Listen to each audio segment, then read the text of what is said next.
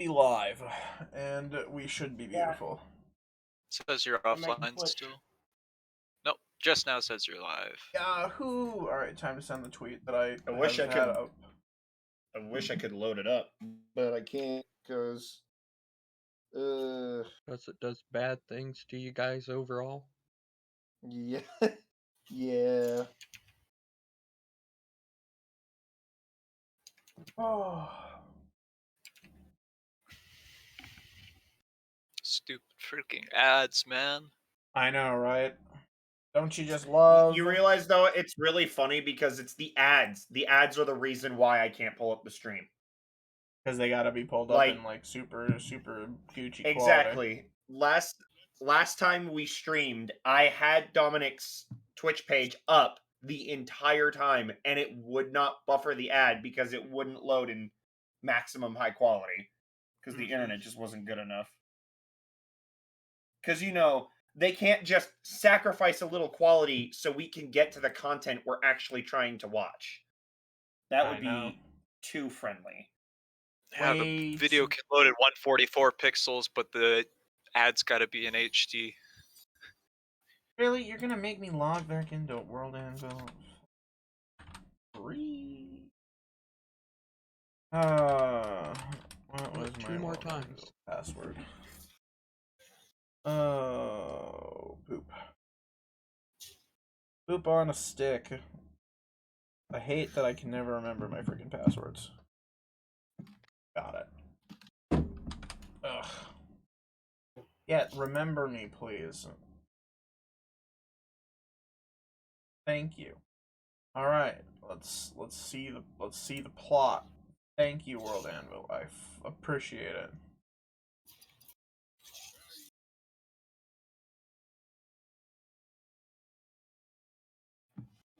Okay.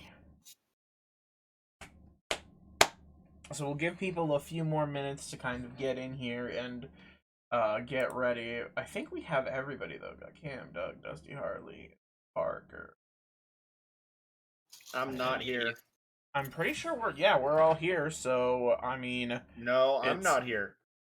I already told you I'm not here. So, finally also, the stream chat is connecting on Streamlabs because the internet is just that bad here. We're streaming at 3,000 kbps and it can't even reach that much. Did you just say Big Sag? Oh, I just realized why the internet might not be so good. Why? Because I had a huge mod downloading.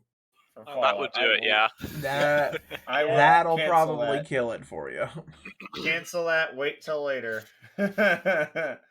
Fuck. I am basically right now. I'm completely overhauling Fallout 4 to just be Halo RPG. Hey, you did the exact same thing that I did a while back.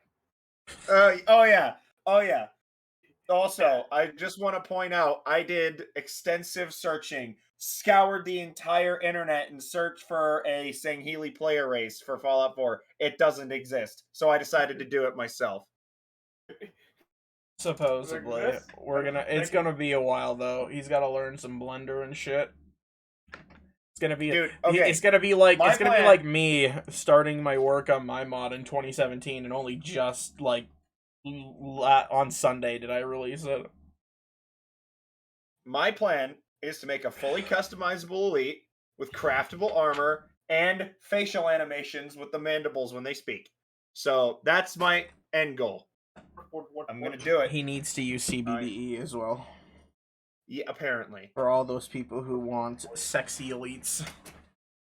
I'm not going to also, do that. I need to put out the obligatory OK elite preferred species. Ugh. See, here's the thing, Dominic. I can upload a Sangheili player race, and then somebody is going to ask if they can make a lewd version. That way, I don't have to be the one to do it. You don't have to stoop to the level, but if you stoop to the level, you get all those downloads. See, there's the dilemma. If I make a Sangheili with big boobs, people download it. If I don't make a Sangheili with big boobs, someone else will make it for me, and then they'll get all the downloads. That's the dilemma. Are you getting paid for the downloads? You No, can. Then it doesn't freaking matter. Actually, yeah, you can. Plus, you can have donations. And it actually does matter. Yeah, if I upload to the Nexus, it actually does matter about downloads. So PPJA does include Bell Pepper, those fuckboys. Alright, I promise that I'm done managing my mod and shit. And we'll be getting started just any second now. I want to give just a little longer, maybe a couple more minutes to let people filter in. And I'm sorry. I do want to say something. Hold on. Oh. Go ahead, Dominic. Go ahead. I need to pull something up. Just sorry. I didn't mean to interrupt you. Go ahead. I'm sorry. Okay, I was just gonna say I'm sorry for missing last week. Last week was really, really tough. I mean, this week was pretty tough too, but just not being able to stream because of the internet was horrible, and who knows, maybe halfway through this, the internet will cut out and just be bad anyway. So, we're just gonna have to cross our fingers and hope. Although, it is good news that I don't have to go pick up my father from the airport at midnight tonight, which is nice. So, yeah. Other than that, I guess while we're waiting, Cameron, do you have whatever you were pulling up? Oh, yeah, sorry. It's stupid, but I managed to find an official, concept art for Armorless Elites. So now I know what their feet look like. The Elite Tootsies. And Dominic was correct. They are very tridactyl-like. I fucking knew it, gamer. Oh, God. I'm the greatest. Do you have the picture of the concept art? I'd actually like to see it, because the only one that I've actually seen is, the Halo Legends version. And I got it. That's, real no bueno. I got it. I put it in my mod files for Fallout 4. Hold on. I'm just gonna post it in the general. Do it. This is real official art, so it ain't porn. And that's what I'm gonna model the elites after, or model the player race after. They're kind of tridactyl-like, except for they're extra thick. Yeah. Those are straight up hoove-looking feet. Yeah, but no joke, I'm glad I found that, because I couldn't find any art that helped me figure out what the fucking things looked like. All I had were screenshots from the Halo 2 anniversary cutscene where Fel became the Arbiter. That's all I had. So, yeah. Hey, elites don't have breasts. They made that very clear in the book. Well, I'm pretty sure whenever Aren't whoever they mainly reptilian? They are reptilian. Whoever makes the lewd mod won't care. Nobody who makes lewd mods It's weird. cares. They lay eggs, but they are warm-blooded, which is odd. So they do platypuses. That's true. That is a cursed thought. I do not want to put.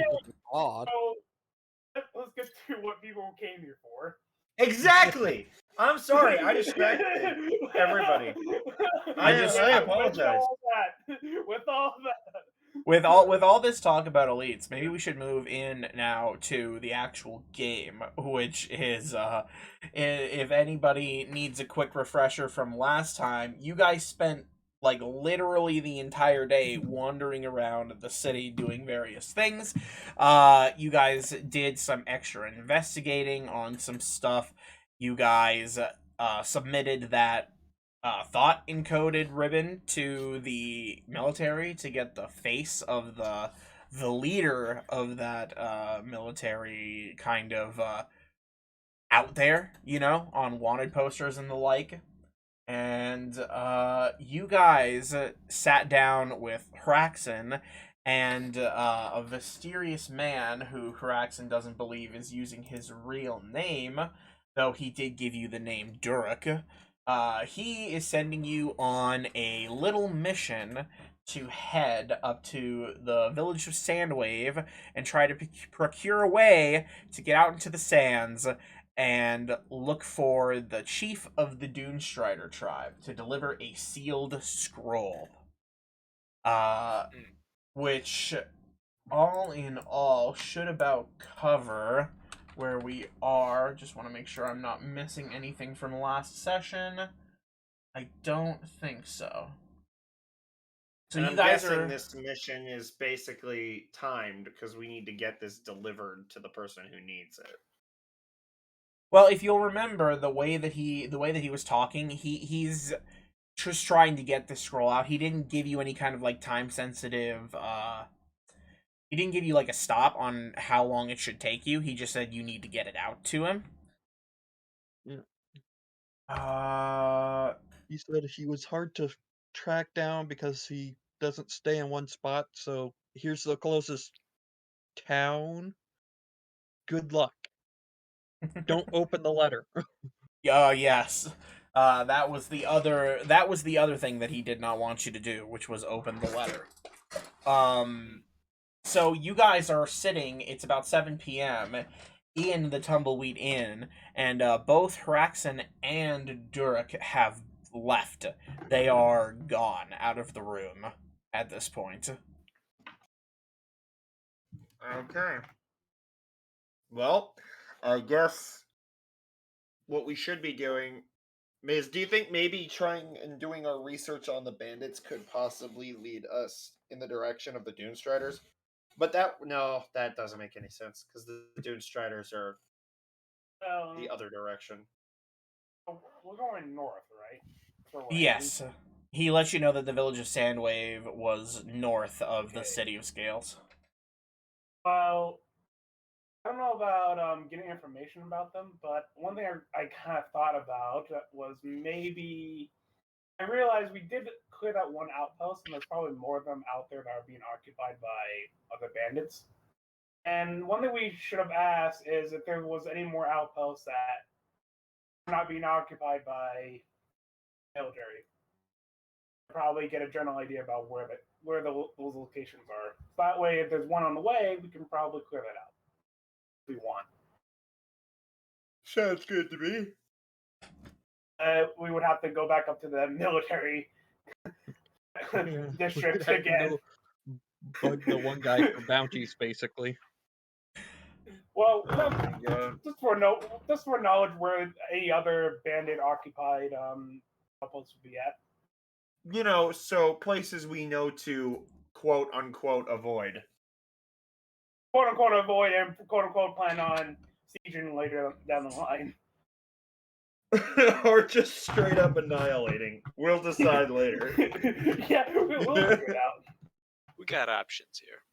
I think that's a good idea. If there's an outpost like on the way where we're going, I think it would be a good change of pace to go fuck some bandit shit up, and then go to do our thing. I'm in favor. And I mean, it's only if there is one on the way. If it's not, then I guess it doesn't matter. Just so we also know where they're all at, because I'm pretty sure they'll give us a general location of all of them. And hey, if we get attacked on the road by bandits, we'll just kill them. Yeah. We're just gonna murder them. Or we could leave one alive, make him witness very scary things, and then have him go back and report saying very scary people are trying to kill us. I feel like we should just murder him at that point. I feel like we're being that is a better idea. Okay. Well, plan in motion. Let's get this ball rolling. Well, first let's figure out where we're gonna stay safe from the night. Where we're gonna be sleeping, and then I will probably make way over there real quick and then grab that. Bro, I'll sleep in the fucking stables. I'm not spending the amount of money they want me to spend for a room. God fucking damn, dude. What was it, like 10 silver pieces to stay in a room? You mean 1 gold? It was 1 gold. Which is the equivalent of 10 silver pieces? Shit, dude. I hate you. Shut up. Yes, that's what I mean. I mean, pretty accurate with that. Yeah, Yeah, I'm not in the mood to be spending all of my money just to get a good night's sleep. I'll sleep in my cart, thank you. You can definitely do that. You guys can all head in the wagon. Though to be honest, it doesn't matter for Ocularis, so I'm not even gonna ask. So is everybody like gonna go and sleep at the stables, or is it just Sebastian? Do whatever the hell they want. I'm not paying any more money. I guess I'll look to Jin what he wants to do. So what do you want? I guess what are our options so far? We have the Wishing Well, we have the other place that's seems to be more popular, so they're probably more expensive. The Oasis, yeah. Yeah, I don't think the little tavern that we're in had rooms. It does. It is an inn and tavern. Well, I guess I could find somebody there and ask what their prices are like. You more than certainly could. Jesus, I'm having a fucking stroke over here. Where's my list? God, I love that once I start streaming, all of my documents take forever to load. That's fun. Come on.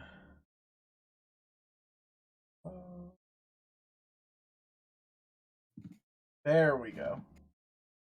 Alright, so, you go ahead and you find one of the, essentially, you walk up to the bar, we'll say, and you speak to the barkeep, and you ask him what the price for rooms are, and he lets you know that per room, it's 2 silver pieces. Not too bad. That's really better than 10 or 1 gold piece. Yeah, we should go there instead. Though, to be entirely frank, this is, like, the poor man's section of town, as well. Oh, I mean, raccoons, they fit right in. You just, kind of ratchet, Mr. Man? I mean, like, is that a bad word? Background, that a bad Twitch word? I hope I don't know. Who knows? Probably don't say it again, just to be on the safe side. Sounds like a plan. I'm just gonna use the P word. Did the term come? Wait? You said okay. Did the word you just said? Because I think I missed it. Come from Derek? Yes. Well, no, I just heard that recently from him. Ow. Ugh. Because he used it. Probably not a very good word. No, probably not. Ugh. I won't lie. It's probably not very good if it came from him. I hadn't heard that word used in quite some time. Yeah, it's more so Coons is an urchin. They come from a not so well off background, so they definitely fit in a bit more around here. Imagine being able to say the F word candidly, but there are other words you can't say. Right? Yeah. We live in a society, Parker. So I think we've got it under control. We're gamers. We're the most oppressed people in existence. It makes me think of the MK from South Park song for some reason. Everything else is fine. God, if you say this one word, that's crossing the line. So I guess I'm totally lost. Here. What were we doing? You got a license for that, Wood. You got a license for that. We're getting we're getting rooms here at this tavern that we're at for 2 silver. Yeah. And so is that everyone, including Sebastian, or Sebastian, are you still stamping off to go sleep in the stables? Yeah, he has what's going on. Oh yeah, no, I'm going to the fucking stables, dude. I don't give a shit if they charge me 1 copper for a room. I ain't giving it. Yo, we got like carts and stuff that we could chill in. I mean, that's what I'm doing. I'm gonna sleep in the wagon. We like Ocularis and I bought a very fancy wagon. I'm gonna go sleep in. I mean, okay, all right. So let's take count. Who is going to be a cheapskate and go and sleep in the wagon / stables? Me. I'll go.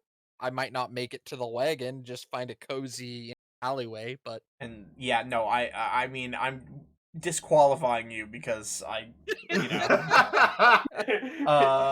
care about your voice of opinion. All right, so who else is going to sleep in the cart/stables?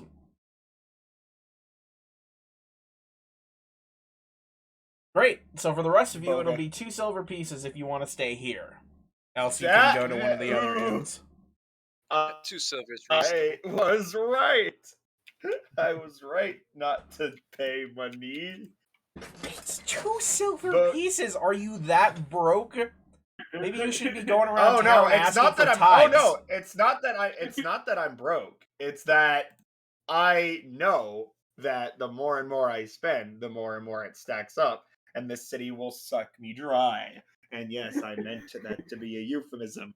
But for once, the roads is not the stingy one.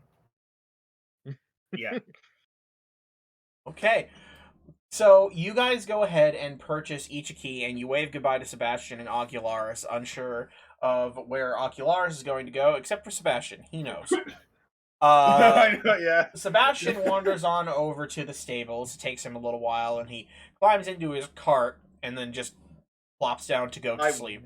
He takes Bogo with him. Freaking bedroll. I whip out the bedroll, all the blankets and stuff that are in the wagon, and I just whips out the bedroll. Yep, and I go to sleep. As for the rest of you, yep, you get your keys from the barkeep and each pay up the fee, and you make your way up to the actual rooms. The rooms themselves are not too great. Each room has a single bed with some cotton bedding, a small chair, and a candle. There really isn't a whole lot going for it, but it's at least indoors. So, you guys are able to just go to sleep, or you can do whatever you want to before you sleep. I need to grab a little something. Anybody have anything they need to do?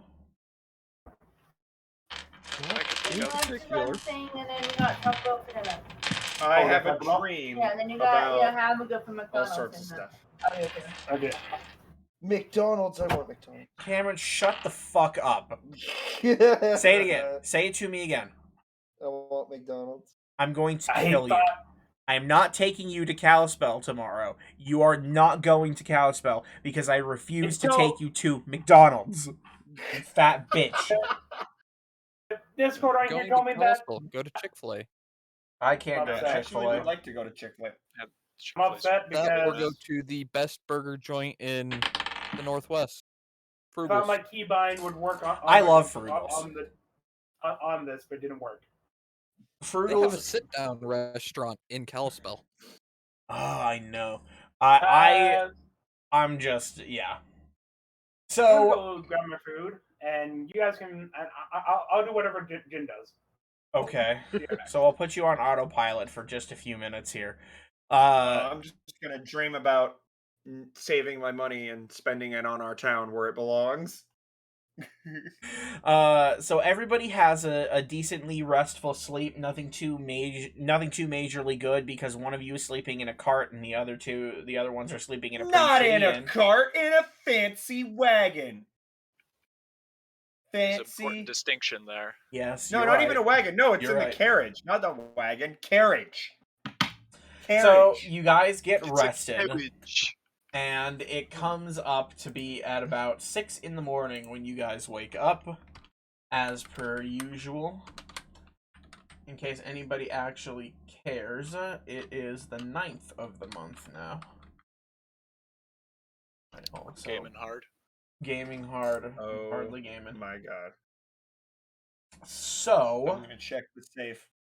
And Dominic, I'm going to pull this piece of equipment out of the safe. Okay. And I'm going to put it around my neck.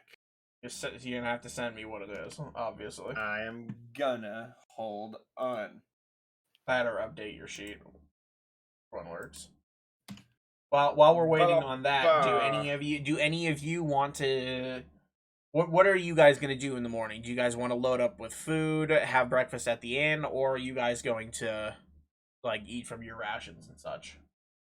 Let's hit up the inn for breakfast. Sounds just fine. Sure. Ian's got some pretty standard breakfast fare. They've got fried eggs. You've got eggs on toast. You can get an omelet for a little bit more expensive, or see, no, that's about all they've got for breakfast. Though you can get it served with a side of milk if you want. Else it's water. Eggs and milk time, boys. So you just want 2 fried eggs and some milk? Sure. I will eat one of my trail rations since I'm not there. So that'll be 6 copper pieces, Parker. Alright. How much does the omelet cost? An omelet's gonna run you 8 copper pieces. 8? Yes. I'll take it. Okay. Yeah. And I'll you grab an omelet. So that's that. You go ahead and order that. Anybody else? Not me. Oh, that's right, I'm Doug. sorry, my Doug. Oh, I just said that I would also take it. Oh, okay. So you'll take what? An omelet? Yeah, the omelet. Okay, all right. So 2 omelets there. Go ahead and get those. They're not too bad. They're basic general omelets, as you'd expect from an establishment like this. But you guys feel full and ready to take on the day. Sebastian, you eat some of your trail rations while you're sitting in the cart with Boga. He also eats a few that he's got hanging around. And you guys get yourself prepped. So, what are you guys going to do to start today? I'm going to wait by the wagons and stuff for the compatriots, for my compatriots Okay. to arrive. Now, did you got... Yeah, go ahead. Sorry. I just want to ask, Tavern Keep, do you know any local instrument shops around here? You mean in town? Yeah. Let's see. Instruments. You could probably find an instrument shop down on the main street. I don't know any of them in particular though. I can't afford that kind of stuff. Okay, and do you happen to have any gum around here? Gum? Yeah. No, I don't have any gum. Long pause to say no. I don't have gum. Okay, well, I'm trying to think of whether or not gum is a thing, and whether or not I'm sure it is, but I don't think he'd have any because I don't know about the economics. Well, it would have to be, otherwise I cannot use my spells. Oh, I did not know that. Well, then, yeah, you would if you need to get gum for spells, you could probably just get them in town, like in the market area.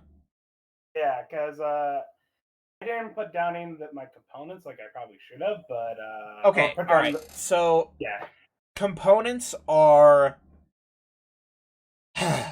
I don't really give a shit about components unless they have a gold cost, because you could theoretically just get as many components as you want, and it's a pain in the tuchus to track them. For example, one of my spells requires a snakeskin glove. Just literally make a crap ton of them, and then I'll never need more. Exactly. So unless it has a gold cost, like a 1,000 GP diamond, I don't give a shit. Well, not all of them are consumed. It's like divination. If I use a mirror, it doesn't just poof the mirror away. Yep. I just need an expensive mirror to use my divination. I'm pretty sure that it only is consumed if it has a gold cost, but there are exceptions. It says it consumed most of the spells that consume them. Yeah. Oh, that's right. Specifies it consumes. That's right. Yeah, in fact, the example that I gave, the Bixby's hand spell, the way that it works is you like puff magic into the glove and it expands to supersize, so it's not really reusable. But if you don't care, that's fine by me. Yeah, like on my magic, my magic missile, it says 1 gold coin tax for using the spell. Yeah, so just make sure to remove 1 gold when you cast the spell. Which I haven't. Yeah, I will run everybody on the honor system of that. But again, I'm really not gonna bother because getting a snakeskin glove is like for every time you want to cast the spell, it'd be tedious, it'd be frustrating. Unless it has a gold cost, you don't have to go looking for it specifically. Okay, sounds good. Okay. Then I guess I'll be making my way to that look around for a music shop then. Okay.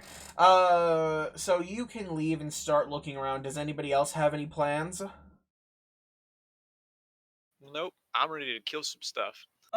Actually, I guess, is there what are they fucking called? Like a guardhouse anywhere near where these wagons are? Like maybe at the main entrance? You could find a guardhouse. Like guardhouses are not uncommon. You would be very easily able to find a guardhouse.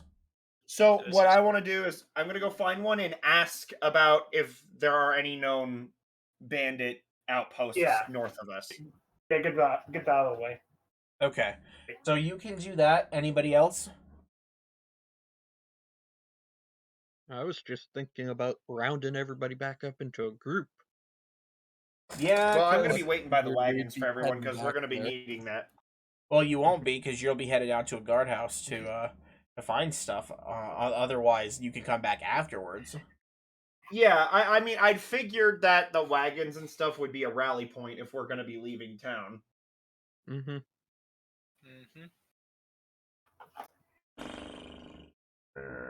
All right. Well, on the way to a guardhouse then. Oh god, all my spider crap on my ceiling. All my crap is like completely blurry thanks to the internet, and I'm about ready to shoot someone. Where's my stuff? There we go. Oh wait, goes those. Book. Okay, so what kind of instrument are you actually looking for? Either probably an ocarina or a flute. Okay, so what you're probably gonna go looking for is like a Fletcher, or a woodworker, not a Fletcher. Yeah. That would be the best place to go. So you kind of wander around town until you find what looks to be a woodworking shop. Good. And inside you can see them listed for... I don't have the price exactly for an ocarina, so I'm just going to say 6 gold pieces, it looks like.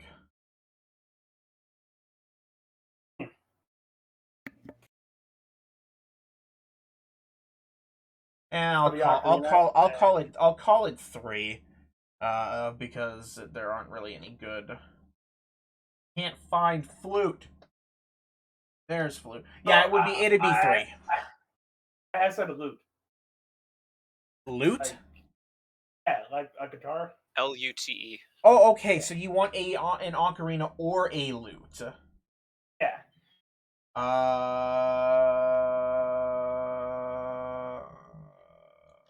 Dominic couldn't distinguish it. What a dumbass! I'm gonna beat you over the head with a baton, you bastard. It's fine. I have a speech disorder, so I understand. Where did I just see? There they are. See fucking loot anywhere on here. You have failed me. I'm just gonna fucking...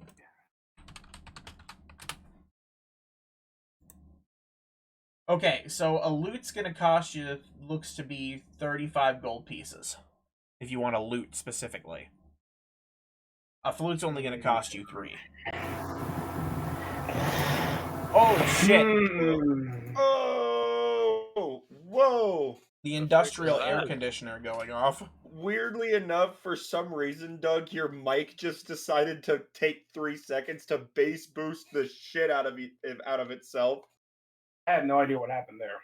Yeah, I don't know. You're back to normal. So you are I don't normal know what now. The hell Yeah. That was really weird. I have no idea what that sound was, but I'm gonna go for the loot. It is more, but it's probably more what I'm thinking what he of. wants. At the very least, you can play Wonderwall. Okay, there we go. Pretty deposited. Okay, so you go ahead and you buy a loot from the shop.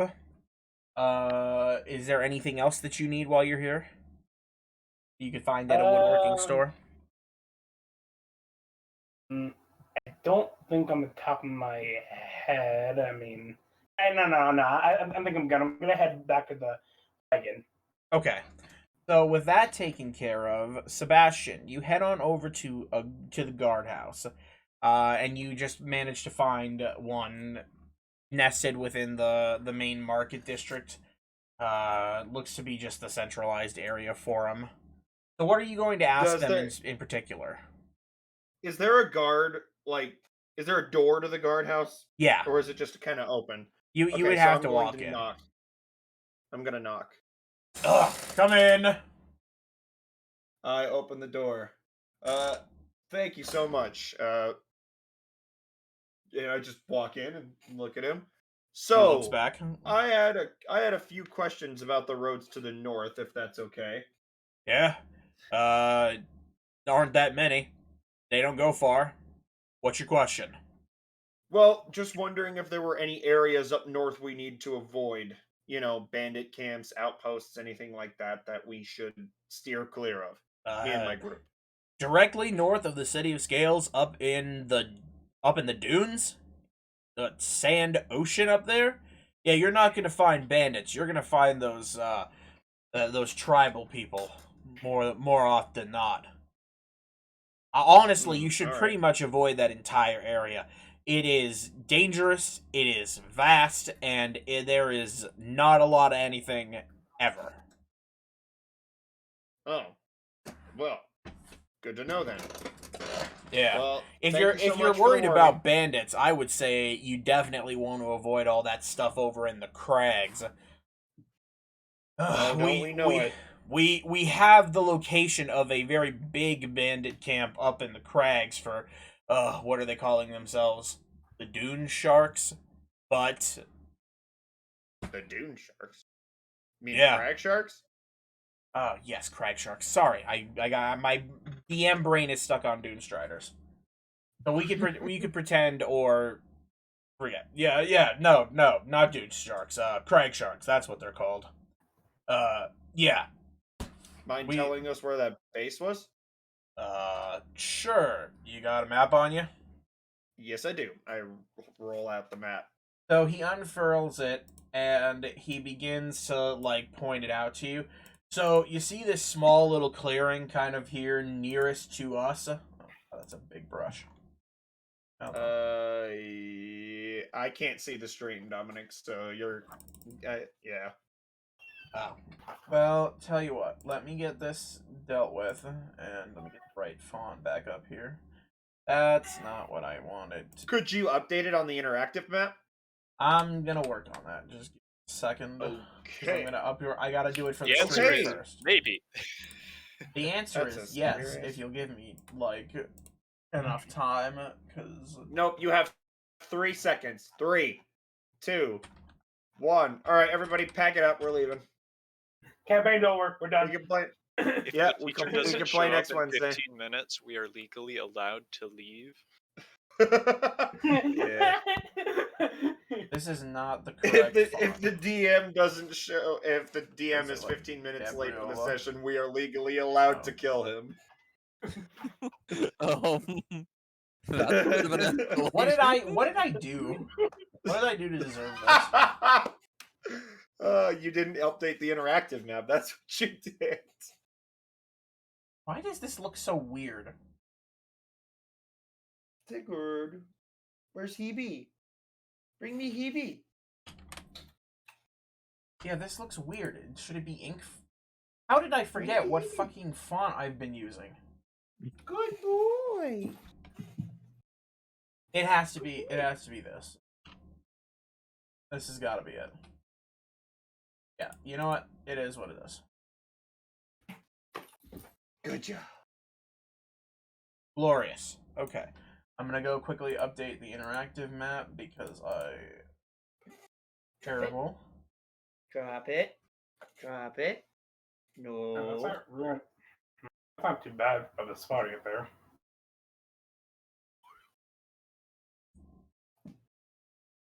a bit more ideal.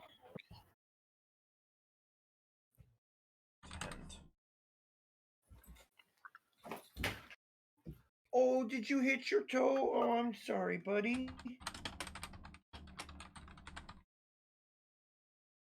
Bring me Hebe. Give Hebe here. Give it. Good boy. Get it. Good job. Okay. The interactive map should be updated, Cameron, if that helps. Hell yeah. Okay. It's literally the only way I can see things. He's blind otherwise. Yep. Oh, that's not too bad. Well, yeah, it's pretty bad. I don't think we'd be able to go. Well, Well, I mean, we're definitely not going to be hitting it right now. We're It's definitely out of our way. By a long shot. It's like a good couple hours just on the road to get over there. When we come back to deal with the Craig Sharks, we'll focus on that. But for now, we'll just let that be. Okay. It would take, so yeah, just getting that out now. It's 9 hours to get specifically to that point. All right. Thanks so much. All right. Person McMahon guy. All right. Thanks again. No you trouble. Have a good day. Stay safe. And so you go ahead and leave. Won't. Are you just heading straight back to the cart then, Cam? Yeah. All right. As for the rest of you, did you guys just head back? Where did you guys head once the morning started? I figured I'd probably head to the carts to see how everybody that didn't want a room slept. Okay. So, Ocularis, you get up in the morning and you deal with your things. Your hut dissipates and a couple of pieces of trash fall on top of you. You sit yourself up and kind of dust yourself off. You go scrounging around in boxes and things for leftover food, if you want to do that. But then you can head over to the cart. Sounds good. As for the rest of you? Food.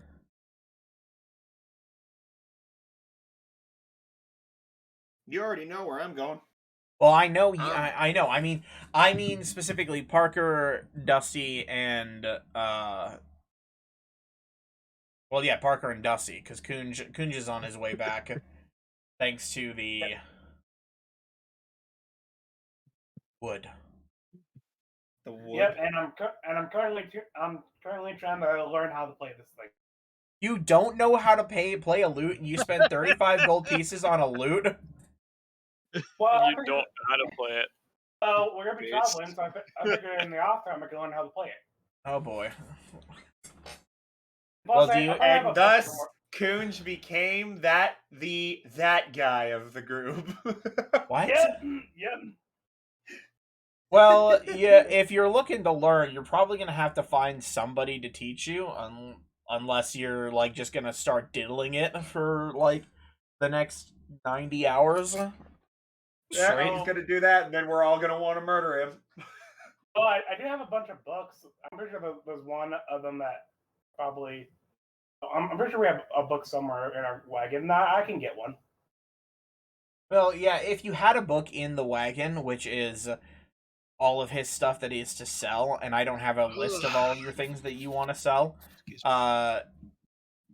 you're gonna have to go find somebody to teach you or find a book, one of the two. Other than that, I guess Jin, are you going to be going with Kunj then? I thought I was heading back to the cart.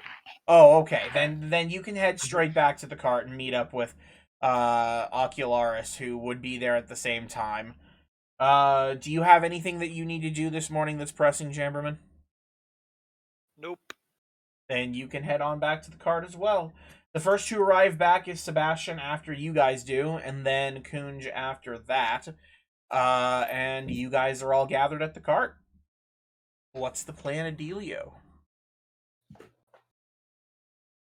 Well, I say we load up the wagons, get everything set up, and head out where we need to be. Just get out there and get our job done. As heroes of the land plan to do. So, heading north to deliver a letter. Yes. All right. That involves us delving into a dangerous area with basically nothing out there, just to find a bunch of people that like to surf on sand. Okay. You know, surfer bros. Surfer bros. So, you guys, what are you guys actually going to be taking your cart, or are you guys going to be traveling on foot? The wagons. Okay. I mean, they're the ones carrying all of our water barrels, so if we don't have water out in the middle of dunes, then that's a bad thing. Sigor, drop it. All right. Is everybody else in agreement about taking the convoy? Sure. Yeah, that seems reasonable to me. Okay. So you guys load up on the cart and you begin to make your way out of the city. Essentially what you guys end up doing is you guys go through the southern gate and kind of go around the city, which won't take you that much longer. But through some talking, you learn that the northern gate is for military only. Just because, you know, that's where it is in the district. So you guys begin following the roads around the city, which is massive. And you guys begin making your way up what appears to kind of be a road. Definitely a traveled path, but it is definitely not a maintained road that goes anywhere else in the country, really. So it looks like from here things are going to get a bit rougher. So it's about 2 hours into your trip and just kind of on this what I would consider to be your back road when you guys reach an area where the sand it's starting to get more grainy and less solid. You guys can feel a breeze picking up as you guys continue to travel further and further north. And as you guys kind of reach the 3-hour mark, you find yourselves at essentially a spot where the road no longer exists. The blowing sand and the winds just seem to have swept over wherever the road was before, and now you're starting to get into just dunes, which is as was described the last time that you spoke with Durek, I believe. The problem that you're facing now, though, is that now that the road is gone, you're facing terrain that is very bad for wagons. Well, shit. Well, the only thing I can say is, throughout all that travel, there's just been this constant loot play. Someone trying to practice. I forgot to mention that this entire trip of 3 hours has been overlaid with sounds of basically untuned twanging. Well, I'll let you know, there has been very talented musicians who self-taught themselves guitar. Oh, we're aware. I am. You're not one of them. We have to enjoy it. How do you know? Drop it. So I'll tell you what, Kunj. Here what it is.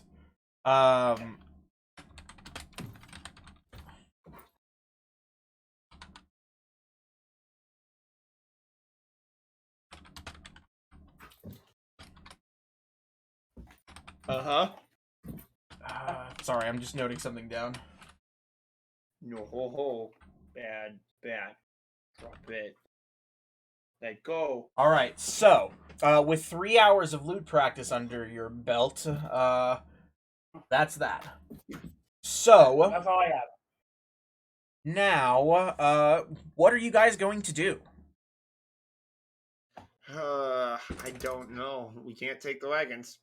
We could turn back, put the wagons back where they were, and just walk.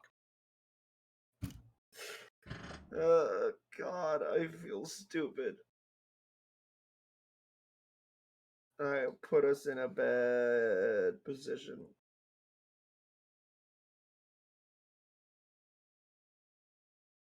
If we can't take them with us, we might as well take them back, so at least we know they're not getting ransacked. Is that a consensus among everyone? Sure. Yeah. I'm good with that. Yeah. Okay. So, deciding that you've reached the point where it turns to dunes and you guys aren't willing to leave the carts here, you guys elect to drive the carts back to the city and get them put back into the stables, which you still have for a few more days, thankfully. So you guys go ahead and get that done. And are you guys just going to walk back up there then? Yep. Okay. So, as you guys... so the long walk takes quite a while. Which a lot longer than it would with the cart, but it's still a road, so it's not too bad. Your walking takes you, I'll be generous and say that it takes you about 5 hours. And so by the time that all of this is done and you guys are reaching the edge of the sands again, it is 5 o'clock p.m. We're starting to hit the evening. Also, alright, I'm going to ask this. Are you guys going to be taking anything from the cart, filling water skins? Because next time, because you guys didn't say anything about bringing anything from them. That's true. Yeah. I'll say, yeah, fill the water skins up with water and take maybe a couple of extra trail rations. You guys, I'll let you guys gather whatever you need from your carts and whatever you have on them. But they will anything else will have to be left behind. Okay. All right. So with that in mind, you guys once again find yourselves on the edge of what you've come to know is the Dune Sea. You guys are right about here.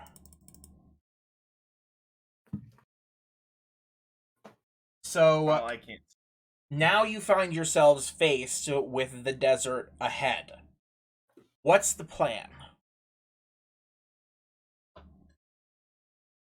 We have to venture out, right? Instead, we have to find these Dunestrider people. So I guess our best bet is to venture out into the dunes and attempt to find them. Okay. So you're just going to begin walking then? Is that what you want to do? Well, do we have any leads of any particular locations? You do know about, like I said, the city, or excuse me, not the city, the village of Sandwave, which is a little bit further north from you. Did I ever? I never updated let's start there. I never updated it on this map. So you guys are just going to begin walking through the desert. To get to the village, I guess. Yeah. I mean, what other choice do we have? And also, when we get to the end of the road and entering the dunes, I'm going to stop practicing at that point. I think a good 12 hours of practicing is good enough for now, and I'll start waiting for anything to happen. Okay.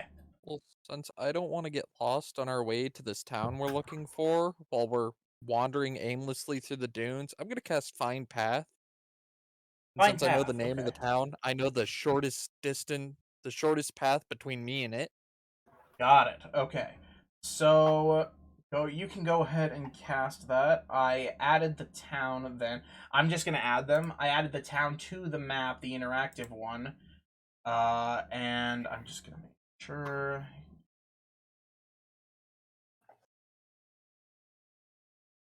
Right here.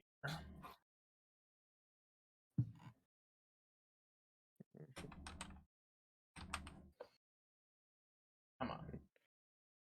Bigger than that. I'm kind of assuming we get to where this road ends on the map, then we have to hike through the desert to actually get to that town. Yes, essentially. Trying to make sure I have them both in the spot exactly.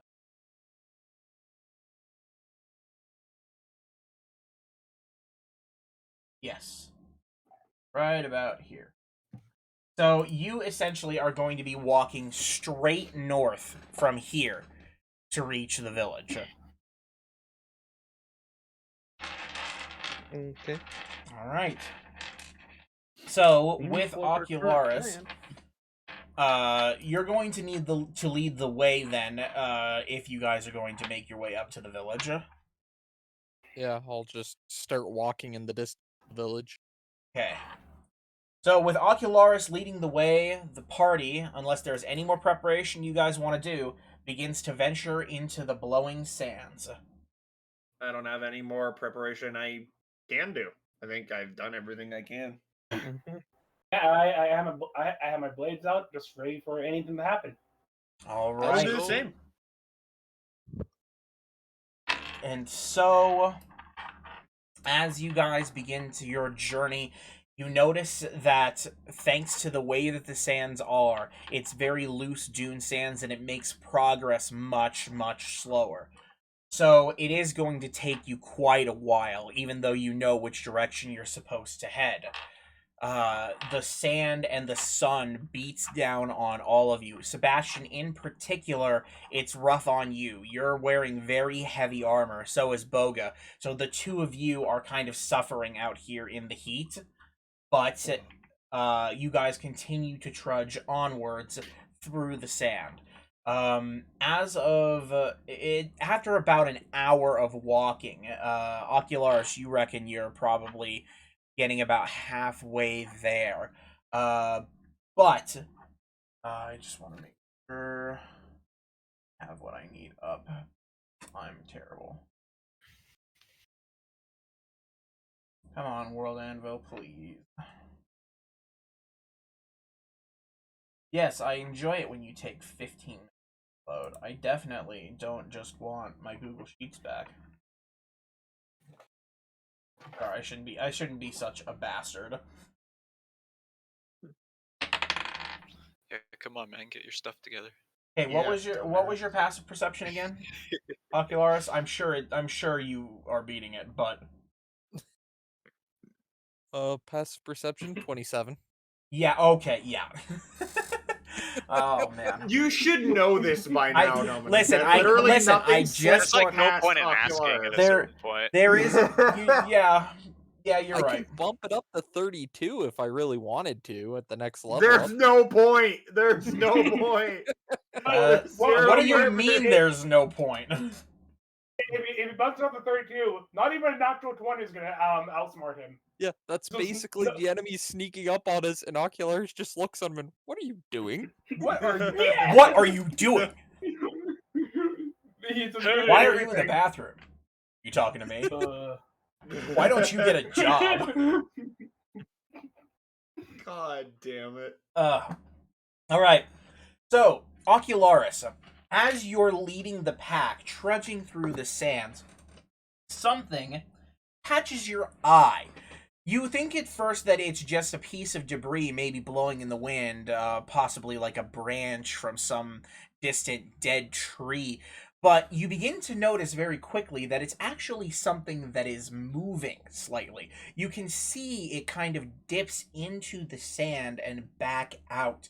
You focus your eyes on it sharply. It's probably about 100 feet from you right now, but it looks like a brown-looking triangle sticking barely out of the sand. And what disturbs you is that after looking for a few minutes, you notice that it's coming towards you, and there's more than one that begins to kind of poke out from the shifting, blowing sands.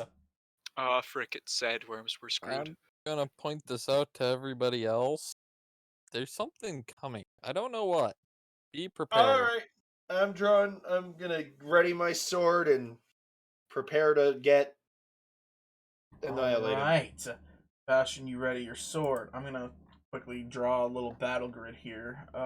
We're just gonna make up Sebastian. Oh jeez. What is it good for? Absolutely.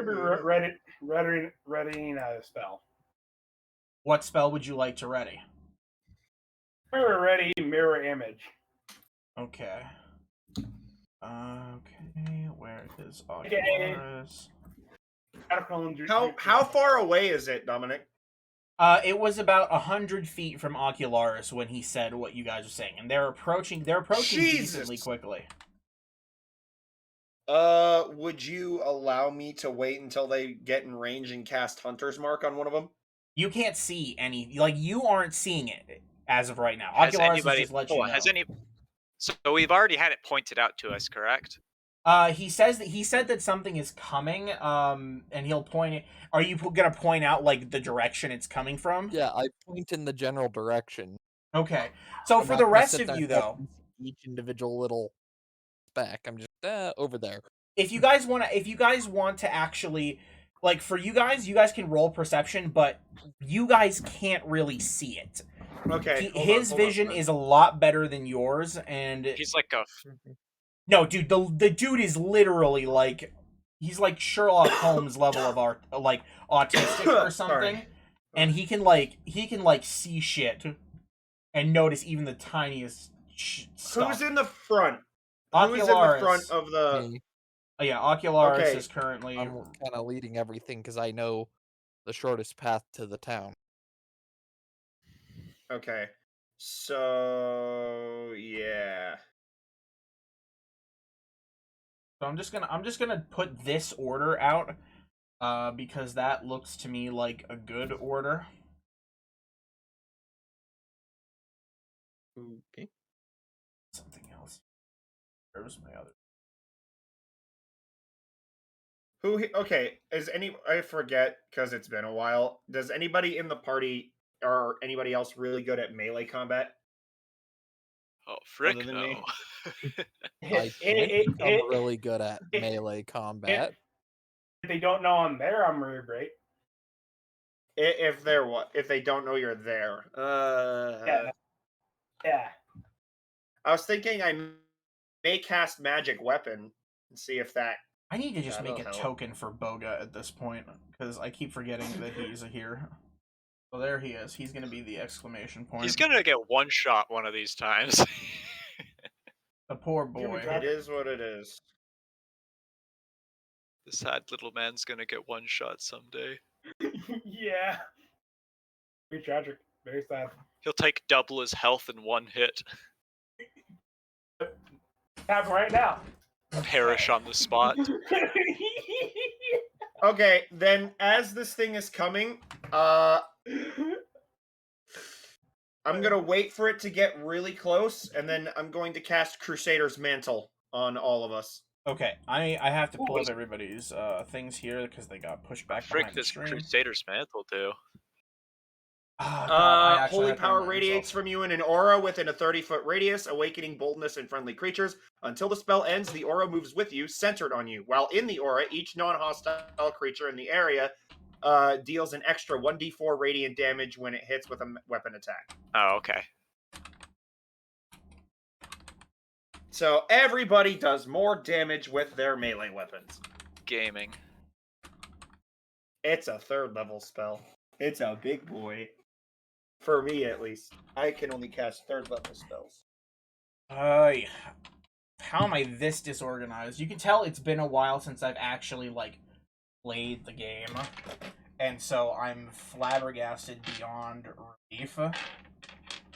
So, when's it Fireball time? You can Fireball at any time. That's just Speaking of Fireball, your boy can now cast Fireball, too. Oh, boy. What can? Yeah. Wait, what can? Me. You could cast Fireball? Yeah, I forgot that we had an enchanted necklace of Fireball in the safe, in the carriage. Oh, yeah. Usually Fireball jewelry, it has like a limited number of uses. Oh, I know.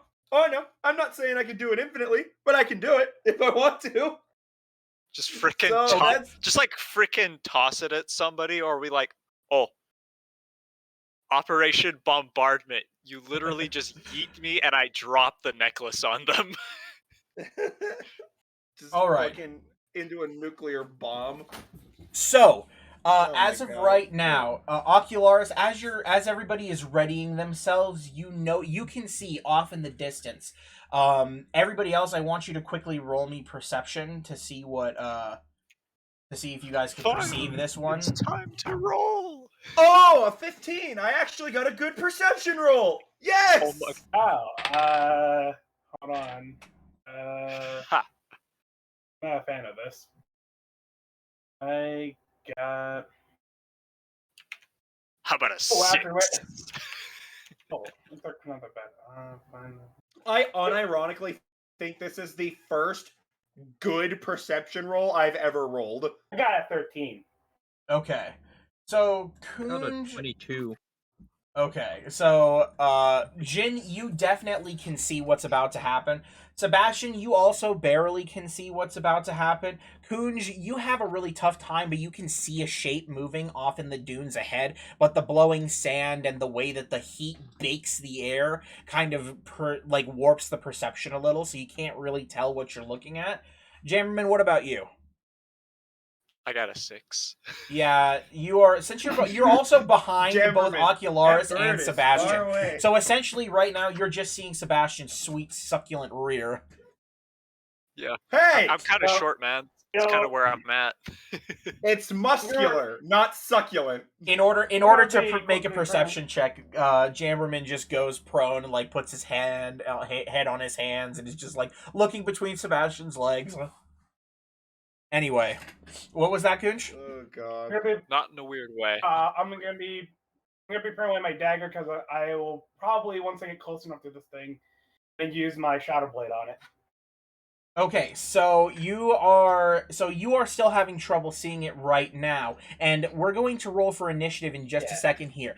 But Ocular, 70 feet away from you in particular, you see what was moving in the sand suddenly breach out in a small leap and land on the actual sand itself. What you're seeing is a small quadrupedal creature.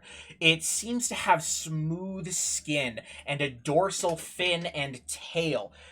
In fact, what it looks like is a small wolf-sized shark. It's a land shark. It stares at you from the distance with black, beady eyes, and it begins to charge at you. Everybody can now roll initiative. So, are you, okay, so, alright. Never mind then. Ooh, that's better.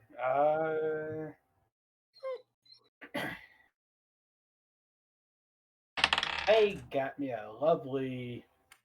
Unnatural 20 for me. Or dirty 20. 19. Okay, so 19. Dirty 20 for Sebastian.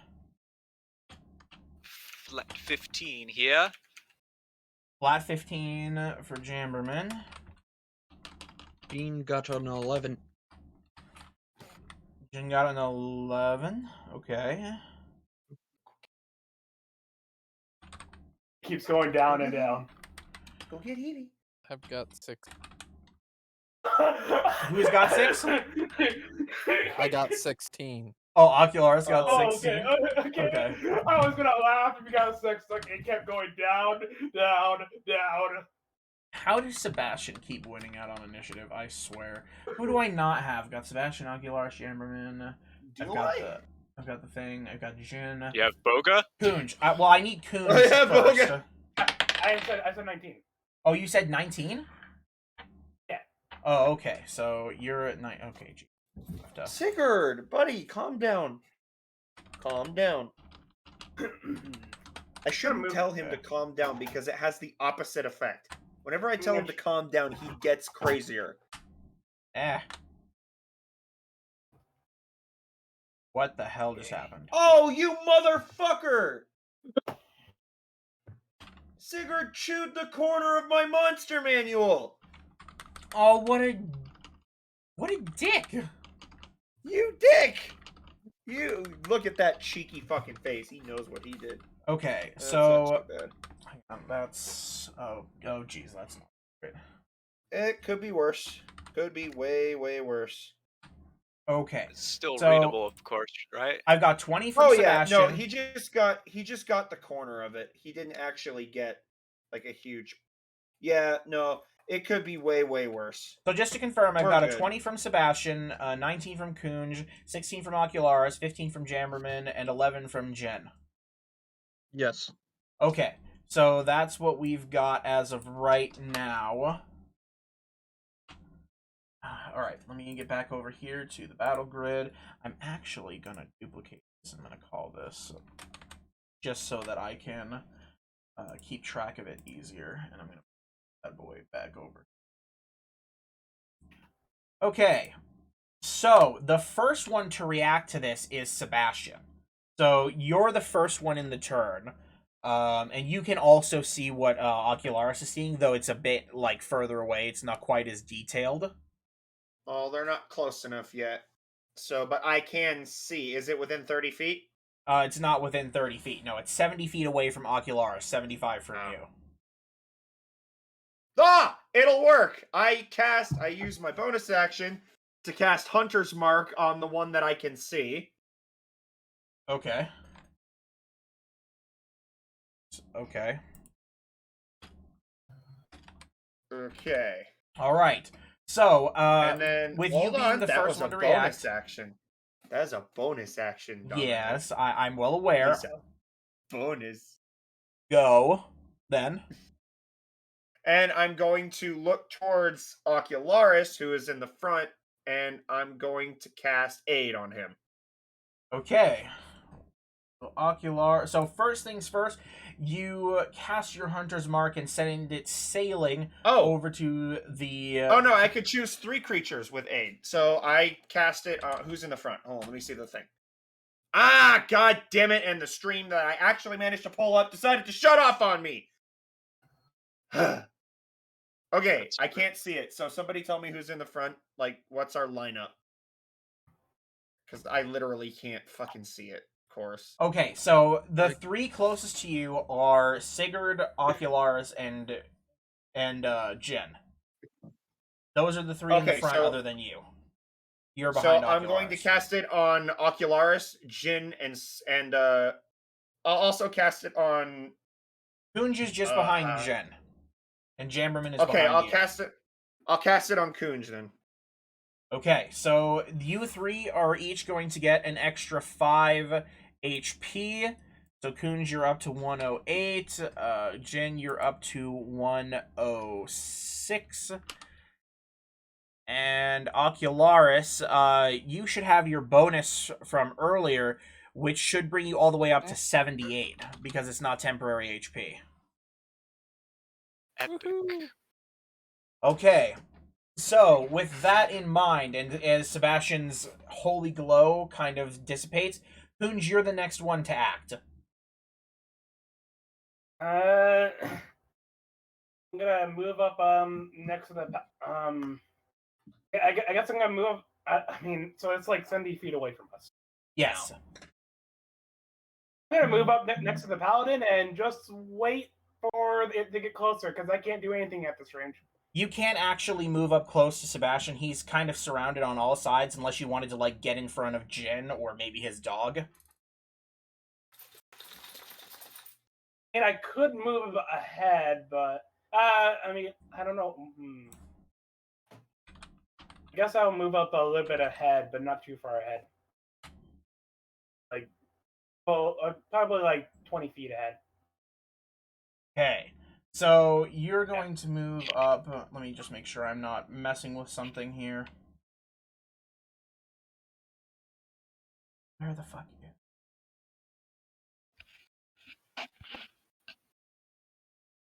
Okay, yep, okay. So as you begin to move forward, as I said before, the terrain is very, very tough on you.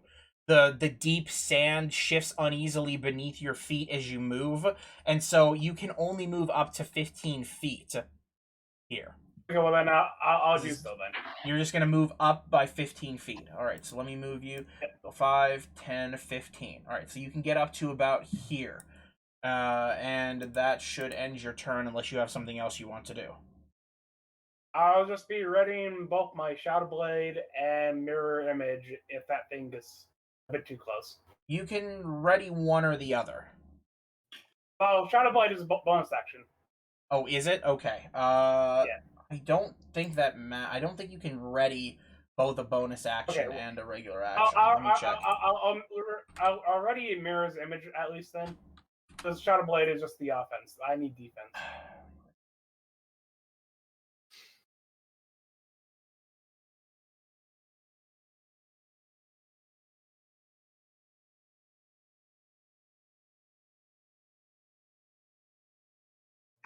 That's not nothing else. I'll just ready mirror image.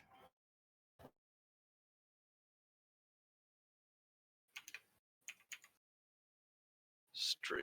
Okay, yeah, I'm gonna call that you can only ready once because it says a spell, not multiple.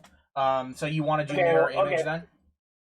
Yeah, I'd have defense and offense. If that thing gets a little bit too close for comfort, I'm activating it. Okay. Sigurd, hey, buddy. Stop crying. You don't need to cry. Okay.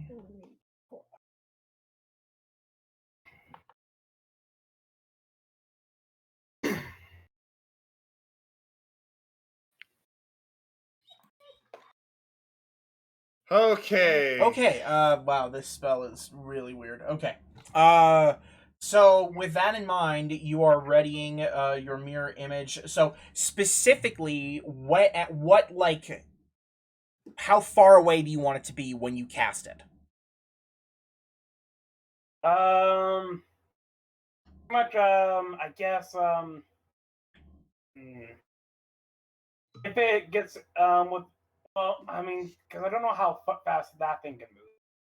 So I guess if it's within 15 feet or so of me right now, I'll use it. Okay, so if it gets within 15 feet of you, okay. And I might update that depending about how fast it moves.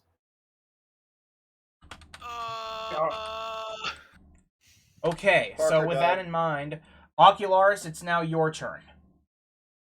I'm going to draw my rapier and ready myself to lower its self-esteem. You're going to ready a vicious mockery. That's just fine. Yes. So that second it gets within 60 feet. 60 feet. Got it. So very, very quickly.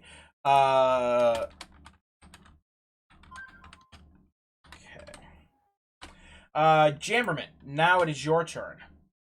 Is it the consensus that we're waiting on it to get closer before we attack it? That seems to be the case. Your party has not rushed forward, except for Kunch, who has moved quite a few feet up, but not that bad. I'm gonna draw my dagger and ready a lightning bolt. Okay, what do you want to be the trigger for your lightning bolt?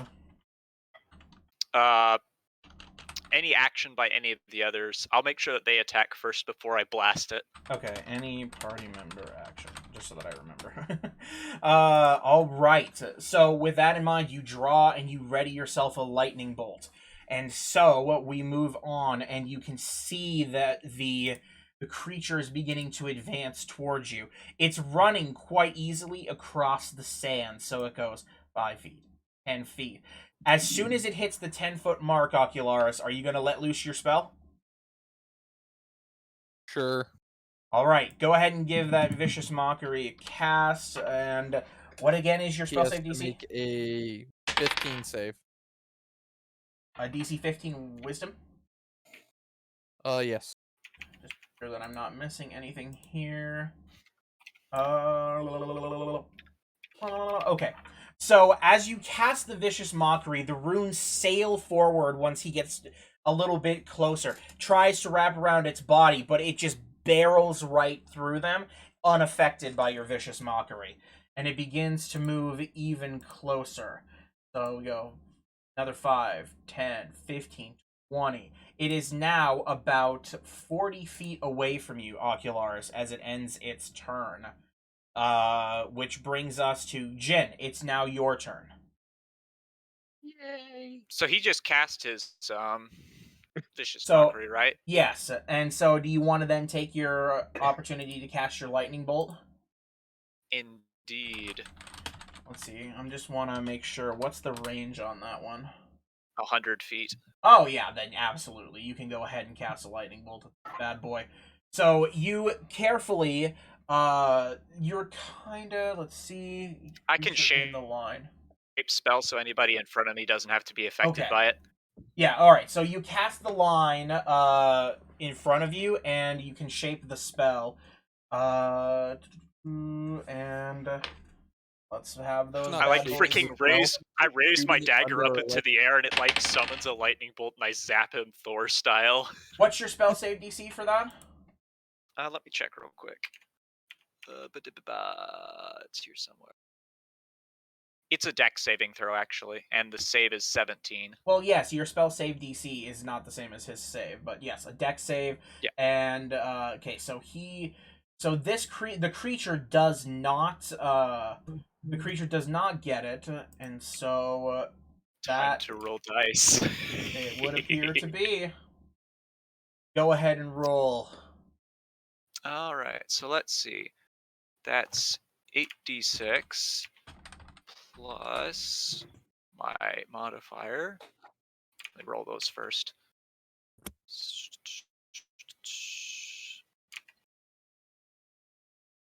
I just have to make sure I add everything up right.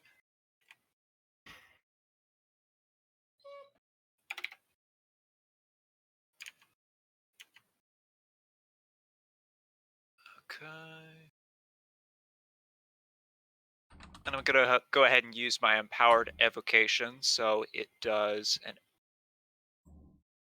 extra that. So another 5, 37.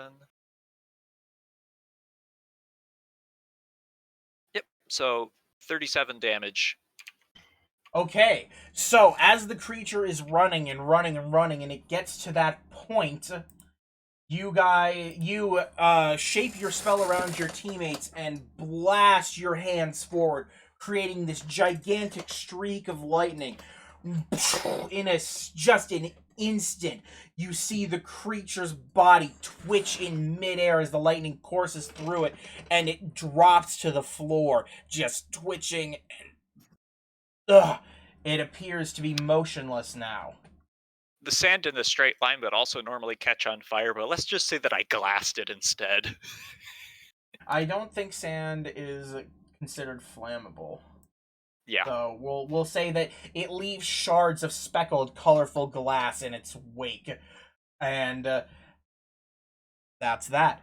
That the creature lays dead in the sand, motionless up ahead. Easy, boys. So, in that sense, it is now time for... Okay. Alright. So, what are you guys going to do then? Aren't there yell at everybody. They just killed Sigurd's friend. Yeah. Wait, didn't you say there were more coming, or was there only one?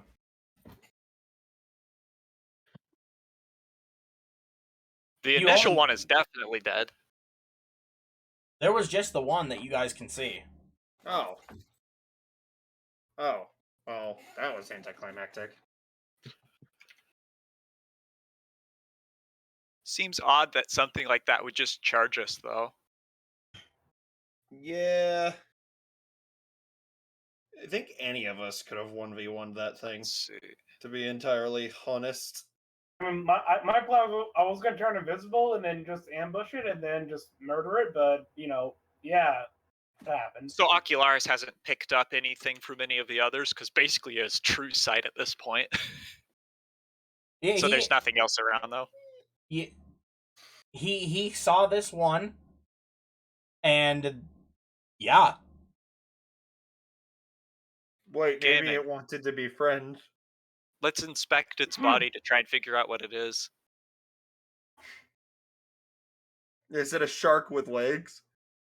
So, you guys begin to make, to move up towards it. Let me get everybody up close here. I'm gonna move everybody by about... I'm just gonna move everybody by about 15 feet, because... I will move with caution with invisibility on the ready. Things go south. Okay, so you're going to switch your readied spell from Mirror Image to Invisibility. Yep. If anything happens, I am turn invisible and getting the fuck out there. This up here. Still wish I had a better system for this. Could we try and make a nature check to identify what it is? You would be able to, except for right now, something else begins to catch all of your eyes. You see, as you guys are approaching the dead body of this creature, the sand around you starts to shift in a couple of places. And popping up out of the sand, you begin to spy quite a few number more of these creatures. Oh, fuck. Oh gosh, oh frick, they're all around us. Are we keeping our old initiatives, or are we... Yes, you are. So give me a second while I get these out here. All around us are familiar faces. Worn out place. Sigurd, buddy. I don't want to play with Hebe right now. We can play with Hebe later. Okay. So, I have to relabel these. God. Takes forever.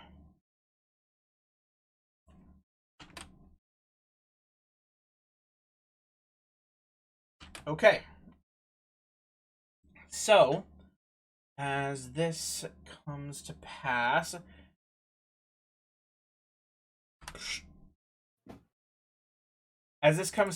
we will open up initiative again, and it is now Sebastian's turn at the top of initiative. I can't see the fucking battle map! So, okay. I've got to refresh the page, and it's got to play an ad. I give up. Big set edge.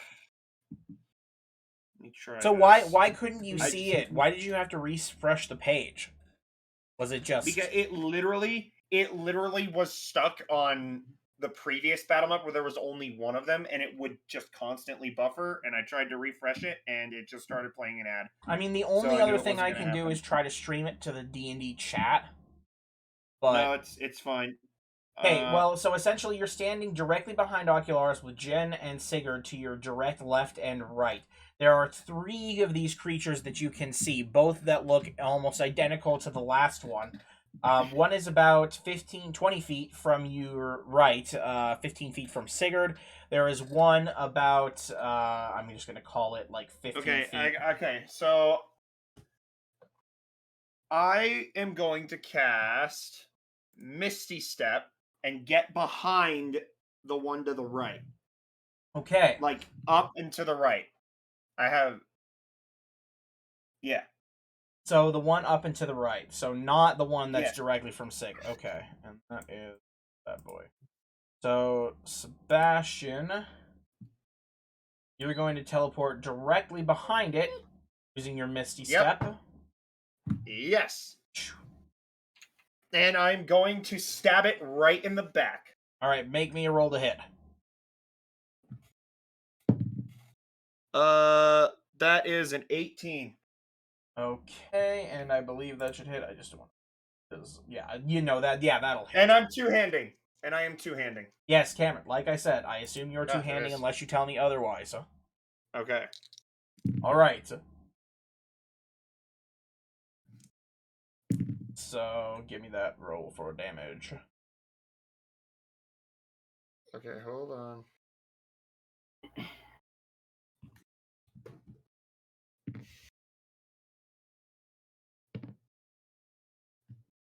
And that'll be 22 damage.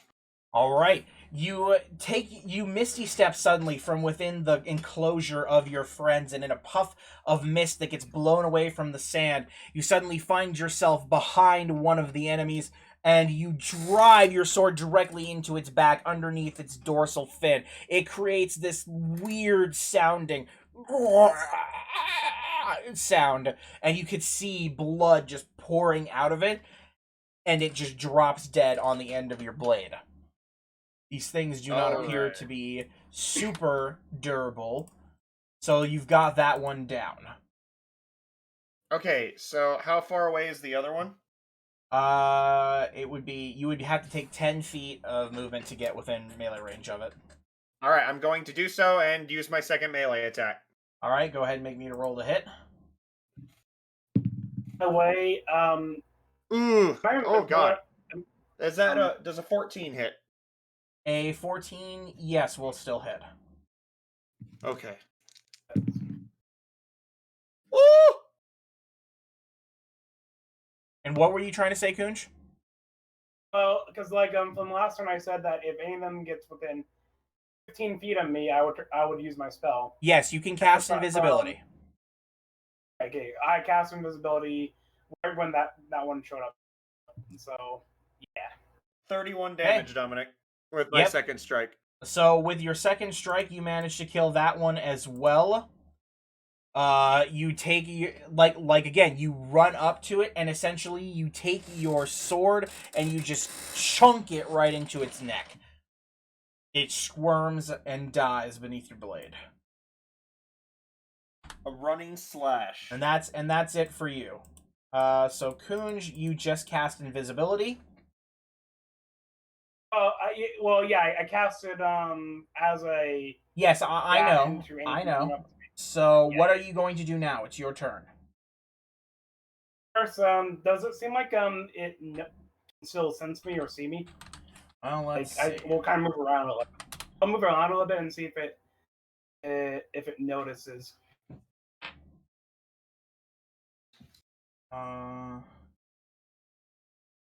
Because I'm asking for a magical ambush right now, because if he doesn't notice me, that will be triggering right now.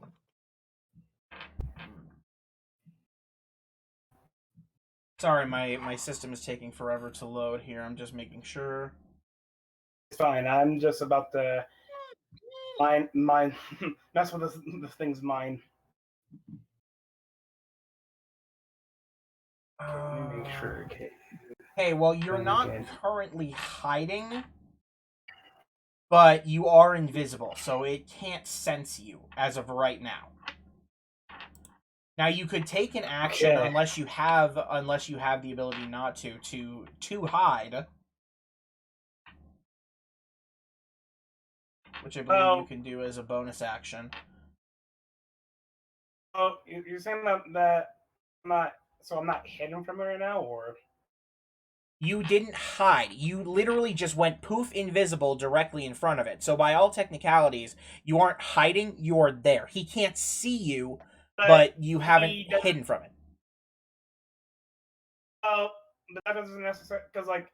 So unless you make an attempt to get around it without being spotted or without, like... Because remember, too, you're standing in sand. You are standing in sand and not solid ground. So you're going to leave a pretty heavy imprint on how you're moving. And on top of that, if you're going to like attack it right now with invisibility, it is not going to count as an ambush because you just went invisible. You are right in front of it. It is expecting you to come from there. So if you want to try to maybe move around it in a stealthy manner, you're still going to have to make an attempt to stealth/hide. These things probably also have like tremor sense or whatever the like through dirt senses that billets have. I can't remember what it's called. I mean, all I'm reading from this is just if you're hidden from a creature. So, but I guess yeah. For the purpose of hiding, the creature that is invisible is heavily obscured. The creature's location can be detected by any noise it makes or any tracks it leaves. Okay, then I guess I'll stealth away to the side. He is trying. Okay, so just want to make sure here. I can legitimately one-shot this thing, but I physically can't, I guess. Just want to make sure.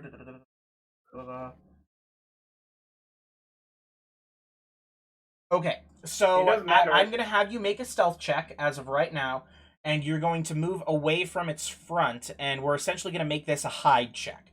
So I'm going to move you, we're just going to have you go up to like right here behind where it was. So I want you to make a stealth check. I will let you do it with advantage, and I'm going to give this little shit disadvantage on it since you're heavily obscured. Well, I got a 9, and I rolled a 9, but thanks to my 11, I got a nat 20. It's a dirty 20, but yeah. So you've got a dirty 20 on the first roll. That is your highest roll then. Doug, just keep in mind Harley has made it so that we have to call it a dirty 20. Yes. Rather than a but it's not 20. A natural 20. Yeah, because eventually, particularly because the mics can get a little bit scrambled, so unnatural 20 might just sound like natural 20. Yeah. Yeah, well, either way, the dirty 20 is just funnier.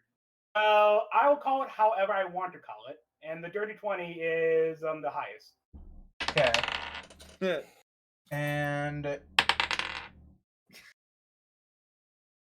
okay, so it does not appear to see you. It's still keeping its eyes trained directly forward. It doesn't seem to have noticed the small tracks that you've left in the sand because you were very, very careful as you moved. Go ahead and make me your attack roll. Okay, so I can't make that spell. Okay.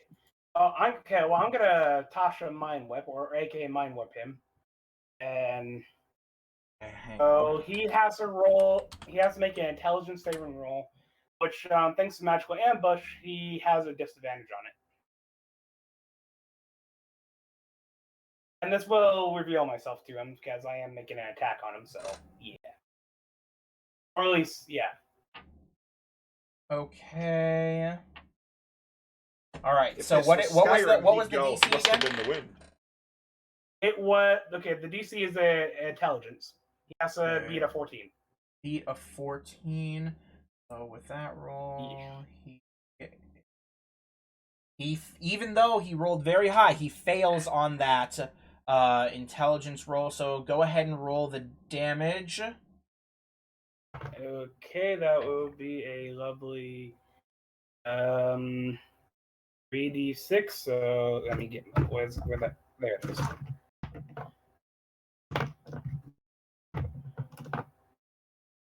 Okay, that wasn't the best I could have got for that. That would be a lovely 12. Okay, so with your mind, you basically from behind, you cast Mind Whip from your invisible spot, and while nobody can see it, a lash of psychic energy just wraps itself around the creature's brain, and it just twists and crushes it. It doesn't have a chance to really react to it either, and so it takes that 12 damage, and its body begins to tremble and shake, but it still seems to be standing. Yeah, that wasn't the best roll I made. Well, good luck to the rest of you. So Ocularis, it's your turn. Currently the only one standing is this one that is next to Kunj. The one that finished him off the mind fuck. Feel bad about itself. You're gonna cast Vicious Mockery on it again? Okay. Yep. Okay, so it's gonna fail that one this time. So go ahead and roll your damage. 4. And disadvantage on its next attack. You take a look at it and you point your finger and you essentially just say, "You're a bitch." The magical runes spew forth from your mouth out your finger and jam themselves directly into the creature's face, searing its hide with the runes temporarily, and it drops to the floor dead. Are you going to do anything else, Ocularis? Well, nope. That's it. My work here is done. It got called a bitch and died. It rage quit on life. Oh my god. I don't know why killing someone with Vicious Mockery is so funny. Well, I mean, yeah, the guy got whipped, and then he got called a bitch. Ocularis, I'm going to need... Oh my god! Ocularis, I need you to make me a strength saving throw. That doesn't... Ow. No. Uh-oh. Oh, no. I'm more concerned for myself. So how right does now, a 4 sound? A 4 does not sound like enough. Ocularis, as you finish catching and you pull your finger back and blow it like a gun, suddenly you feel very sharp teeth bite onto your leg straight from the sand. It kind of pops out and spews. You feel it grab your leg, and you take... Oh, shoot. Come on, give me my dice. Thank you. Oh, wow. Okay.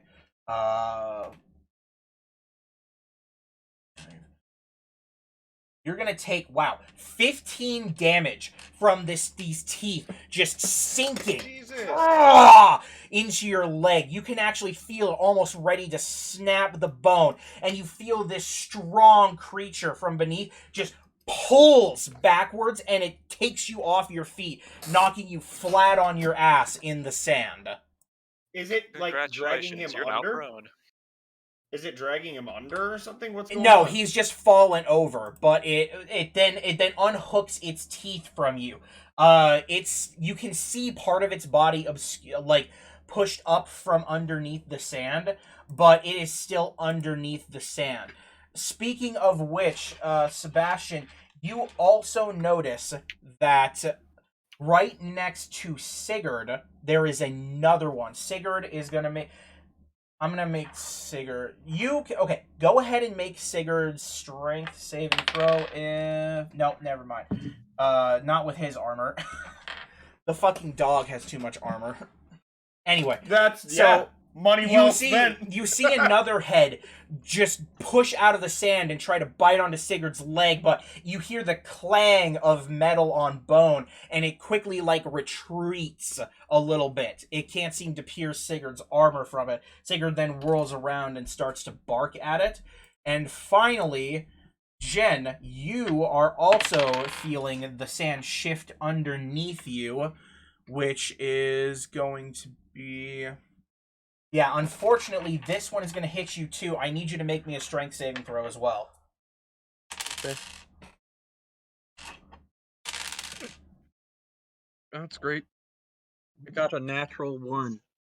Oh, yeah. So you are also taken directly onto your ass by this. You also take 12 damage as it sinks its teeth right into your leg. Shit. So both you and Ocularis are prone. Just trying to get this all here.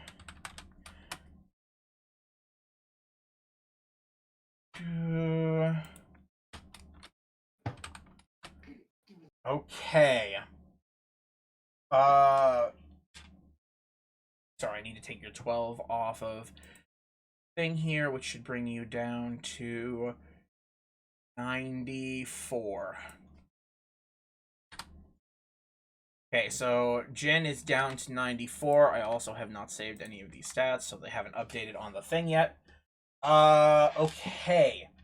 So, with that in mind, I have to actually get these back on the map here.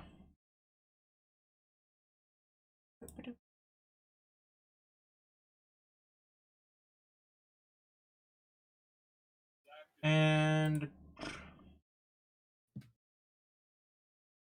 Okay. And I'm just gonna get these renamed. So, with that, it is your turn, Jen, right now. Okay. So what are you going to do? You are prone currently. I am prone. I guess I stand up. You can stand up using your movement. Mm-hmm. Well, I scramble back to my feet. Your leg is bleeding. You can see the blood dripping onto the sand, and you can see the creature starting to retreat into the sand after biting your leg. Stab it! Just stab it. Go ahead and make me a roll to hit. I have a stick. Stab him with the stick. It's the weapon stick. You could hit it. Okay. But you can do whatever you are. You're standing up. You have your action. Mm-hmm.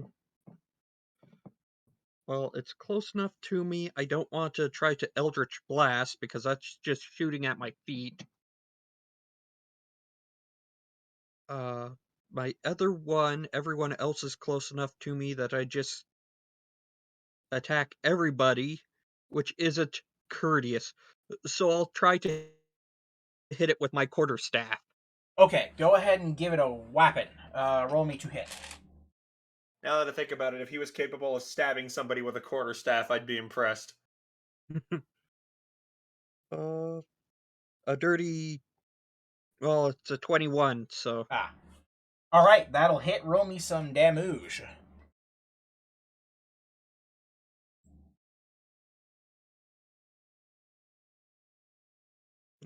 Yay, that's 2 damage?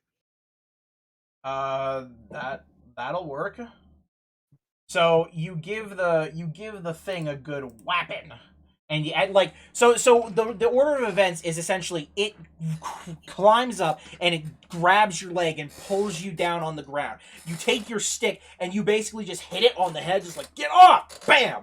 You hit it and then you scramble to your feet and it kind of retreats a little bit into the sand. Takes 2 damage, and this guy is that one. Okay. You. Which brings us now to Boga. It is his turn. Stuff up here, because apparently it closed that one out when I wasn't looking. I'm a damn fool. Boga, let me see your deets, boy. So he takes a look at the shark that is basically trying to attack Sigurd, and he's like, "Oh no!" And he takes his scimitar basically, and he swings it downwards in an attempt to hit the creature's head. Wow, that'll hit, and Boga is going to deal.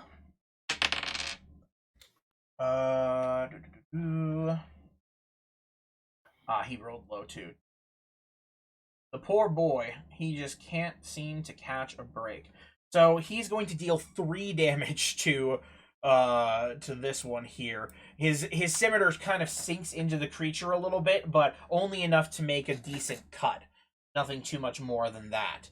Which brings us all the way back up and around to the top of initiative. Sebastian, it's your turn. Okay, so what I'm thinking I want to do is I want to try to jab the sword down, like a downward stab, like I'm stabbing the ground, into the creature and try to pull it out. Huh. And so I'm going to try to stab it, obviously do the damage of stabbing it, and then while my sword is in it, attempt to pull the creature out of the sand. So, Sebastian, you move up directly behind it, and as it's kind of disappearing, you go to stab your sword essentially into the dirt to get it into the creature. Make me an attack roll. That is a 17. That will hit, so roll me some damage. If this obviously doesn't kill it first.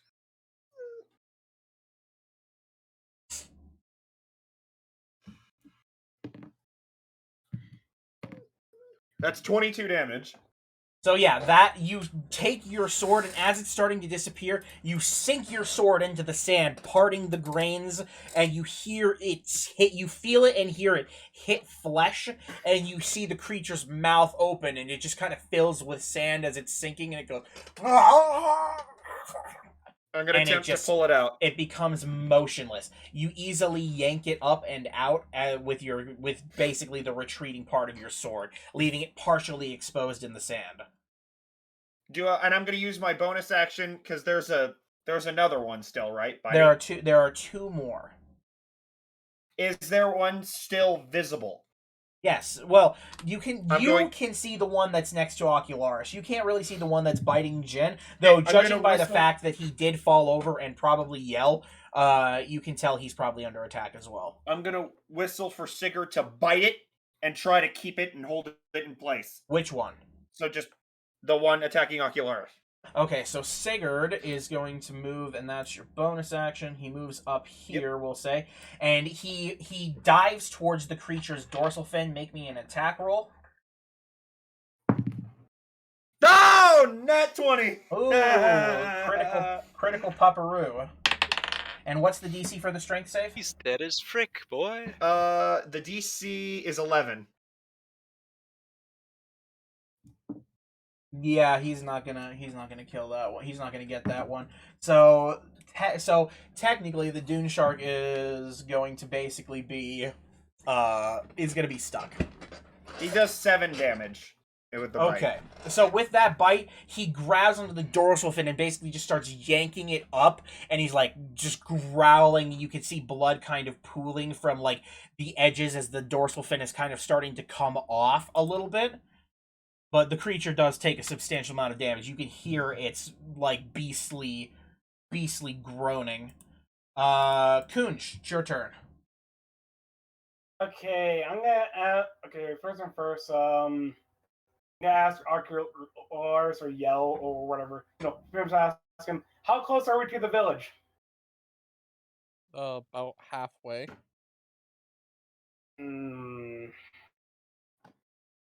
Now, I got a question. Sure. Am I allowed to target the sky for one of my magic missiles? If you're asking to cast a magic missile up like a flare, yeah, I can let you do that. Though it is the middle of day. So it's not going to be quite as noticeable, but you can do it if you want to. I could do it with the firebolt. Either way, it's doable. You can. Yeah, well, I can also do it with the firebolt. I just wanted to try to get a flare up so that we can start. If there's any of those Dune Striders nearby, maybe they can help us out. So I guess I'm gonna be using my my lovely unique magic missile. So let me get the price. And I'm gonna roll to hit the one that is stuck to Sebastian. There isn't one stuck to Sebastian. If you're talking about the one next to Ocularis, then you can do that one, or you can do the one next to Jin. I could do both. Okay. Okay, so I'm gonna send one to each of them, and I got me that is a 12 to start off with, and where's my sheet? There it is. What is your particular version of Magic Missile called? I can't remember. Jim's Magic Missile, right? Yeah. Jim Magic. Yeah. Excuse me.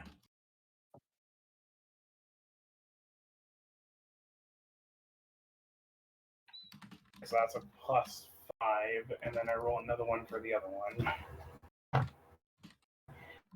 And a 16. Okay, so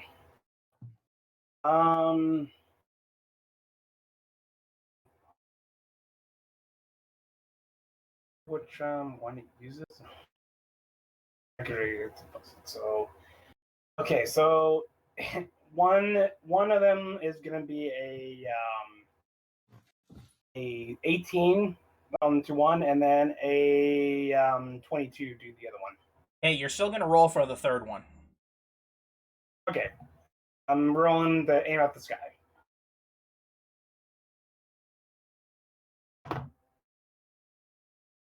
Apparently, I am not really great at aiming at the sky. I got a 9. Okay, well, as long as you didn't roll a 1, it's fine. But the reason I made you roll again is because you need to roll all 3. Because if any of them are a 1, you're going to be taking a big fucking ding-dong. All 3 of them are hitting me. Go ahead and roll your damage for the first one. A lovely 3 for the first one.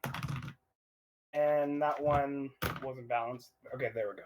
That's a 4 for the other one. Okay, so the first one strikes the one that is nearby Ocularis, being held out. It takes 3 damage, and the second one sails over and strikes the other one near Jen for 4. Both of them still seem to be alive and wriggling. Wait. Does it say 2d4 each, or it says 2d4? Which is okay, I rolled once. Oh no, I only moved once. I got 2 on this.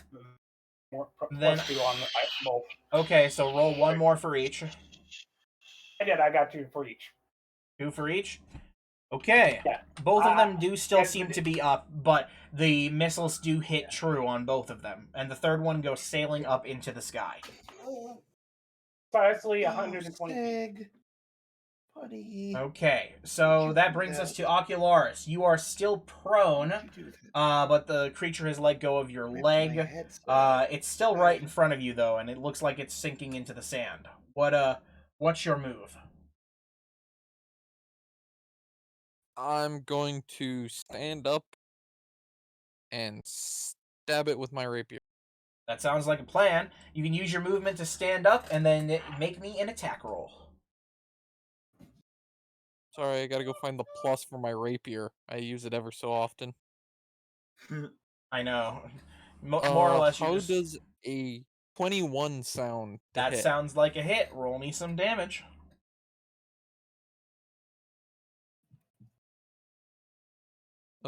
And this is also going to be a psionic blade because I want this thing to die. Just very angry. It has wronged me, and it shall feel bad. So that's an extra 2d6 to damage I get to roll.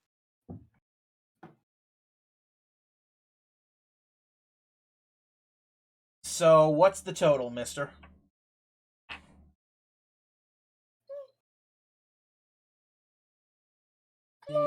Plus 7 2 plus 8 17 damage. Okay. So, you immediately, as it knocks you over, your leg kind of bleeding a little bit, you immediately scramble up and you take your rapier and you just jam it right into the thing's forehead as it's halfway down into the sand. And as your stab hits directly into its brain, your psionic blade essentially jams its way into it. The combination of the physical trauma and the magical damage, the psychic damage, it all pools together and essentially hit, like, the entire chunk of the front of its head near its brain completely explodes in a shower of viscera and blood, raining chunks of whatever material its skin is made of, and leaving a watermelon-sized hole where its skull used to be. Jesus Christ! Yeah, it's not moving anymore. You don't mess with the bard. Jammerman, it is your turn now. How many we got left? I've been trying to get the stream to work for a while. You currently only have one left, one that is that just bit Jin, who is to your left. You know what? I'll take it a little easy on it. I'm just gonna firebolt it with enhanced evocation magic. Okay, so you go ahead. This one's an attack roll. Yep. Yeah, this one's an attack roll. Does a 16 hit? A 16 will hit, so go ahead and roll some damage. All right. 16 damage. So, as the creature is also trying to slink its way back into the sand, you stand up and you motion your hands and fling a firebolt, casting this gout directly, just right into its face. You sear a large mark and you hear its eyeball sizzle and pop, and it goes motionless, stuck halfway out in the sand like all the rest. Nice. Looks like shark is on the menu tonight. With a small few moments, you all holding your weapons, readying yourselves, you wait. And there's silence. Calm. Well, everyone, would you prefer seared or grilled? Grilled for me, personally.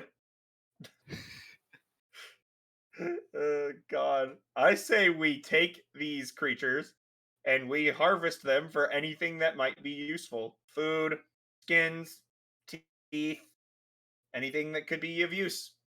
Yeah. We do have a merchant that could probably sell some of it. That certainly can be done. Are you guys all like each going to attempt to do one, or are you guys going to leave it to somebody who would be like particularly good at it? Who here would be good at getting as much out of these things as possible? Anybody who has a high survival skill. Who here has the highest? I know I definitely don't. That's Uno. I've got an 8. I have +0. I also have +0.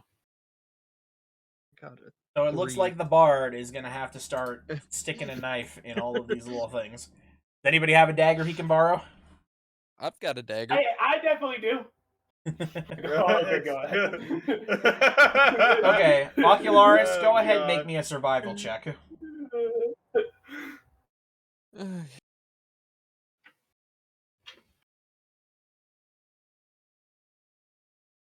Okay, that would be a 26. Yeah, so you definitely... Seems like the right choice. Essentially, you take meticulous time. Now, it's going to take you some time. So after this battle and going through all of this process, it's probably going to take you about an hour like and a half total. So it's going to be about 6:30 when you're all done gathering this stuff. But essentially, you manage to get 7 units of each of these things. So you get one dorsal fin from each one of them. So you manage to cut the dorsal fin off of all 7 of these creatures. So there's 7 of those. You manage to collect a decent amount of their internal cartilage as you're kind of getting the skin out. It looks like it could be useful for something, maybe some kind of stretchy material. But you also get 7 of the skins. As far as you get, unfortunately, since there were a couple that were seared, there are 2 damaged ones. If you include the one that Jamberman did and the one that you blew the brains off of. So you have 2 damaged skins. You also managed to collect a large number of teeth from each one of those. Let's just say you collect 35 teeth total from these creatures that are still like good and usable.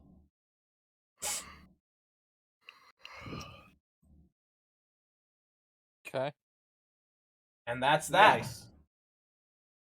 As you were kind of going through it, by the way, you in particular, Ocularis, don't really recognize this creature. You haven't spent a lot of time in this area, but definitely what it looks like is pretty much as described before. They are all about wolf size, so just this large canine-looking things. They have legs and claws on both of their legs, but their legs and their feet seem to be kind of used to digging, obviously. Their skin is super smooth, which obviously makes going through the sand easier, and their eyes, as you're kind of like getting through them, you notice this strange like special membrane near like their eyes and their face, kind of stretching up towards their fin. You can assume that maybe they use it to help sense, maybe when they can't see. Okay. Other than that, they seem to have good-looking noses, but you don't know much else about it from, you don't know anything about, like, the history or whatever, just because you haven't been here. You don't know anything. I think they look better when half their head's blown off. I agree. All right. So with all of those collected, is there... do you guys want to do anything before you continue your moving? Well, he did shoot that flare. We could stay put for a little while longer and see if anything responds to it. Or we could just keep walking. I could keep shooting firebolts. Me and Jammerman can both be doing that constantly while we're walking. That's true. I think all of our spellcasters could do that. Yep. Well, yeah. Heck, I have attack that goes 600 feet. Essentially. We have flares for days. Flares and... I'd say let's move towards the village. Yeah, since we actually know where we're going, and we're not actually lost. All right. We'll keep going that way. Just a bit worse for where the party, you guys begin to gather yourselves up, having collected as much of that material as possible. Before we do go, I am going to walk over to Ocularis, and I'm going to cast Cure Wounds. Okay. He actually doesn't need it, as far as I know. It seems like he has exactly his just standard max HP. Do you? Do you want to say that we all did a short rest while Ocularis was skinning those things? You guys could do that if you wanted. Though it looks like the only other person who needs it is Jen. Well, I also want my spell slot back. I guess that's anyone true. who's damaged, I'm going to... Who here is hurt? Nope. Only Jen, technically. Because Ocularis just straight up has rarded extra HP thanks to you. And his special things. I'm gonna walk over to Jen and cast Cure Wounds. Okay. Roll for your health, my dude. I'm working on it. I don't think I have my familiar out, do I? No, you don't. You haven't mentioned back the familiar 13 in HP. some time. Yeah, I Gain back mentioned 13 HP. it when we left the first town, but I don't think I've done anything with them since. So how much HP was that? So 13? Yeah, you're back up to max, Jen. Back up to full. Okay. So, with all of that in mind, everybody kind of gathers themselves up and begins to move towards the village, following Ocularis' lead. Thankfully, you're not ambushed by any more of these creatures on the way, and as you guys get closer, you see peeking up over one of the dunes a couple of large-looking canvas tents, and they're kind of blowing in the desert winds. So you make your way towards them in hopes of finding the village. You get closer and closer, it seems like you've got the right place. While village, though, may not be a super apt title for it, essentially you can see quite a few tents, some large, some smaller. There is only one structure that seems to be built out of, well, really anything, and it seems to be a fairly light structure, essentially one of those, roofed outdoor awns. Does that make sense? A yurt. Basically, yeah, something like that. Except for it doesn't go all the way down. And what you're seeing is there are actually people standing under it. They're all kind of rough-ish looking, though they're all dressed very light. It looks like for the desert. Though you can see that some of them seem to be getting themselves redressed, putting on some other clothes. But it looks like you may have arrived where you were meant to be. Well, I'm going to take a deep breath, be happy that we're no longer lost in an ocean of sand. Well, you're still in an ocean of sand, you're just not lost anymore. I don't think you were ever lost to begin with. We were just not on not a all road. Who wander or lost, but Sebastian sure is. He's lost his shit. So, as you guys begin to approach the internal portions of the village, just getting a little bit closer, you see yourselves getting side-eye from many of the people here. They all seem to be dressed very similar. Some of them even have paint on them, though they're not any markings that any of you really recognize. And you guys are just kind of wandering through the village and getting these looks. Though they all seem to be less looks of suspicion and more looks of apathy. Do we see anybody that particularly looks important? The most important looking person that you can see is essentially the one who looks like it's got the most paint on. It seems to be a larger man with some brown hair kind of standing wrapped up in some pretty thick looking garments now. He's standing in the middle of that yurt looking tent and he is talking, it seems, to some other people inside. I say we approach the man. Okay. Anybody else? Yeah. So with that, then you guys go ahead and move up towards the towards the yurt, and I'm just gonna keep calling it a yurt. You know what? What is it? Just call it a yurt, you yurt man. What the fuck? Are you talking about like one of those, like it kind of like looks like a circus tent without a bottom? Yes, that. That's what it looks like. Though not exactly, of course. So essentially you walk up to them and you basically find yourselves behind the big guy. He isn't really paying attention to you right now. He's kind of just barking, he's just barking speech at somebody. Sorry. Is it another language we don't understand? I don't know. No, it's not. It's in common. So he's actually just talking like he's just talking to somebody. He says, "Well, okay, so you're going to go out, and once you've found enough, you bring it back, and we'll make a trade with those dipshits from the city." I think that about covers it. Did you need anything for the trip out? I'm gonna tap him on the shoulder. Huh? Oh. Yeah? What do you want? Are you the Dunestriders? Oh, gee, in the flesh. Strange that you'd be out here and asking that question. What do you want? We have a delivery for, who was it that we're looking for again? And I look towards the rest of my party because I completely forget. I'm gonna roll history real quick if I need to, because I forgot as well. You just know that you're looking for the chief of the Dunestriders. We're looking for the chief. Okay. So we're looking for the chief of the Dunestriders. We have a letter to deliver for him. You're out here delivering a letter to the chief? Yes. We'll say that the person who asked us to do it will owe us a favor, and that's why we're out here. Well, good luck. The chief's out right now. I mean, well, of course he always is. You're gonna have to catch up to his ship, essentially. So, I don't know. I think right now he's heading out along the edges of the dry lake. Do you mind pointing us out in that direction? Pointing out that direction? Because we really need to get this to him. Right, city folk. Okay.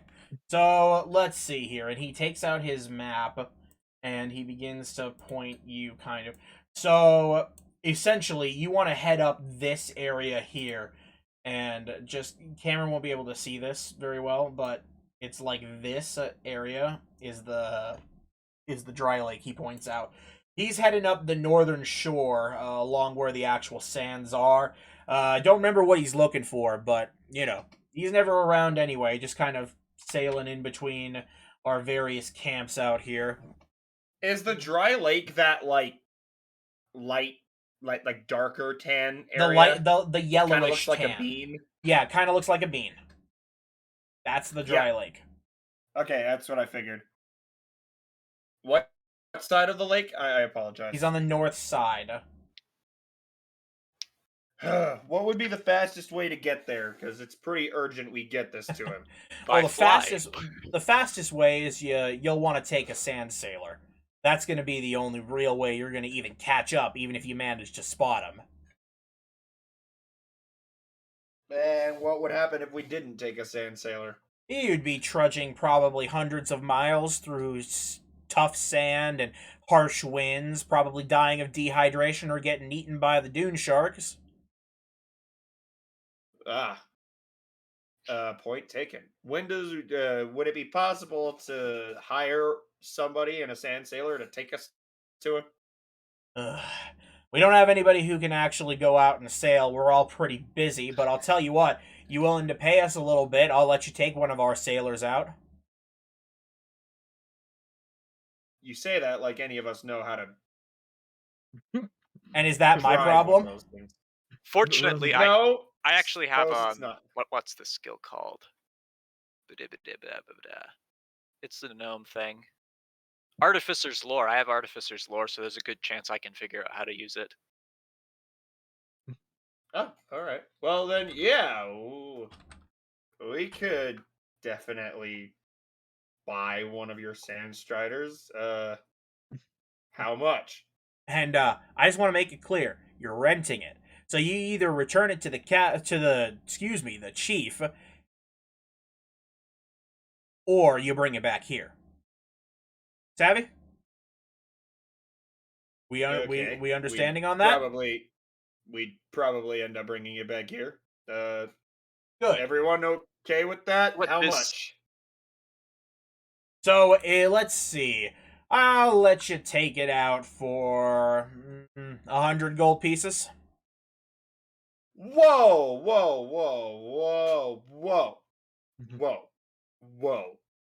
That's a lot of money you're asking for.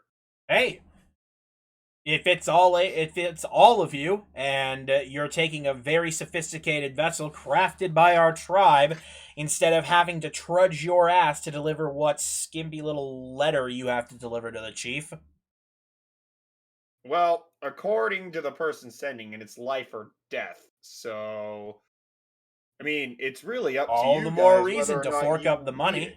What? There's like 6 of you. I mean, if you include the it's dog. Not our problem. I mean, it's not our problem. It's your problem, not ours. My problem. Yes. According to the guy, the letter tailors to something involving you guys, not us. We're just the messengers. Hey, I can't believe you even if you say it. So you want me to see the letter? Well, unfortunately, we're not allowed to. Only the chief can see it. Well, then I guess you're going to have to fork over 100 gold then.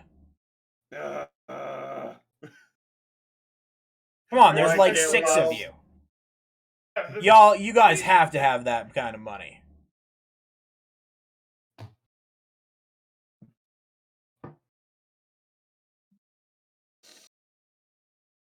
What is with this entire country and trying to drain us of our funds? I could definitely spare like 20 or 40 of the share. Yeah, I could pitch in about 20.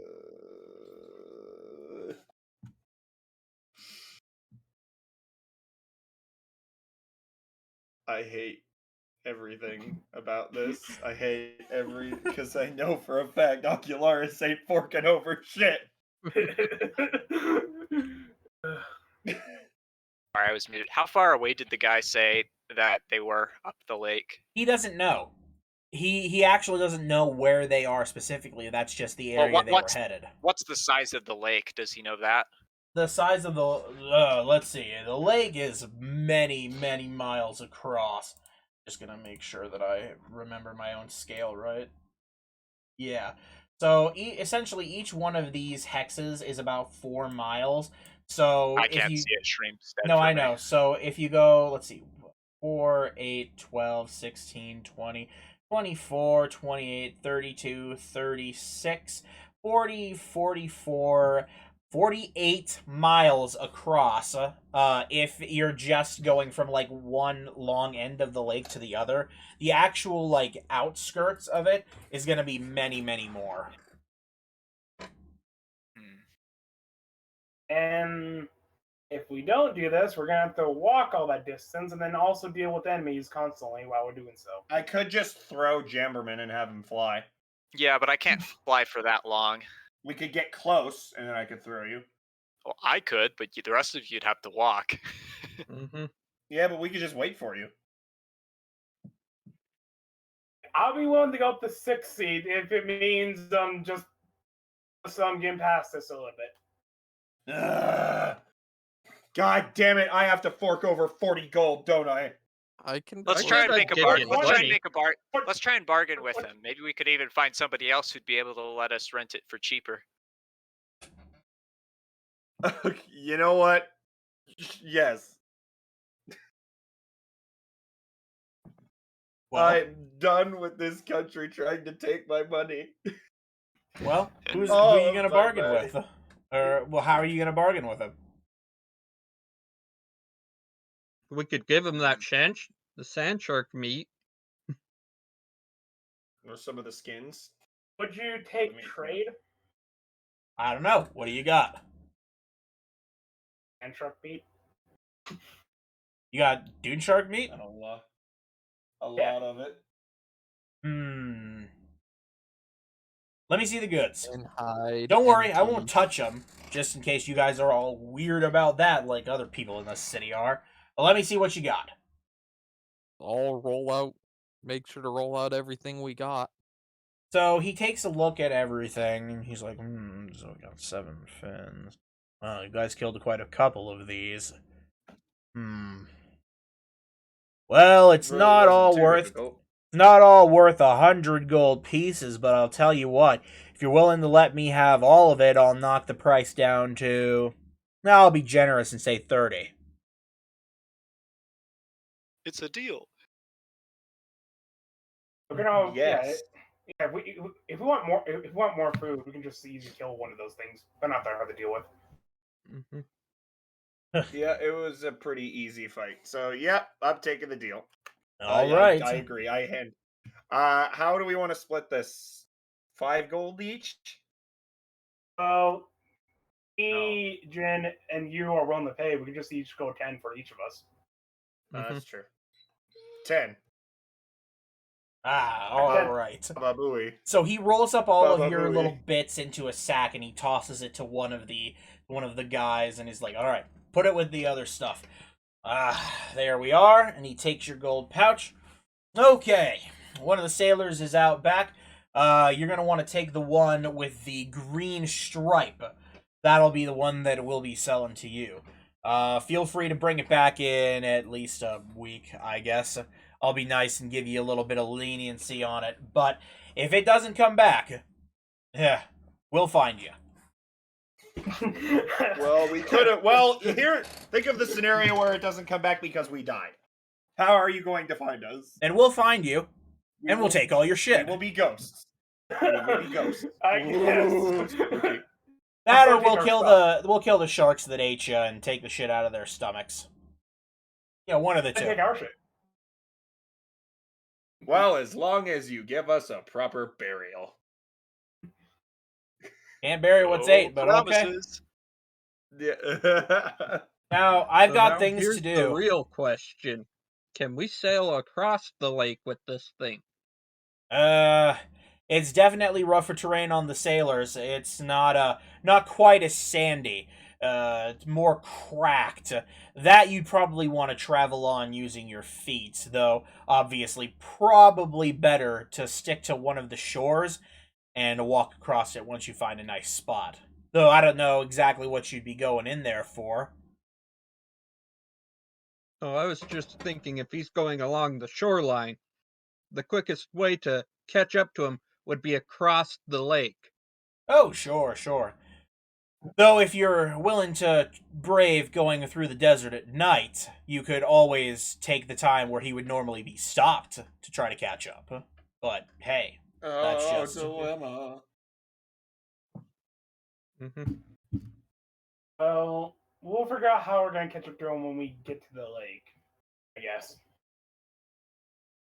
Well, I mean, that's not my problem either way. You said he was going along the North Shore, right? That's right. We could wait till morning, head out early, and then when the next night rolls around, so we can actually rest, recover our, just rest and recover for tonight. Then we set out, and when the next night rolls around, we continue late into the night until we can see him. Well, also, if he's going along the north side, we probably would have had to left.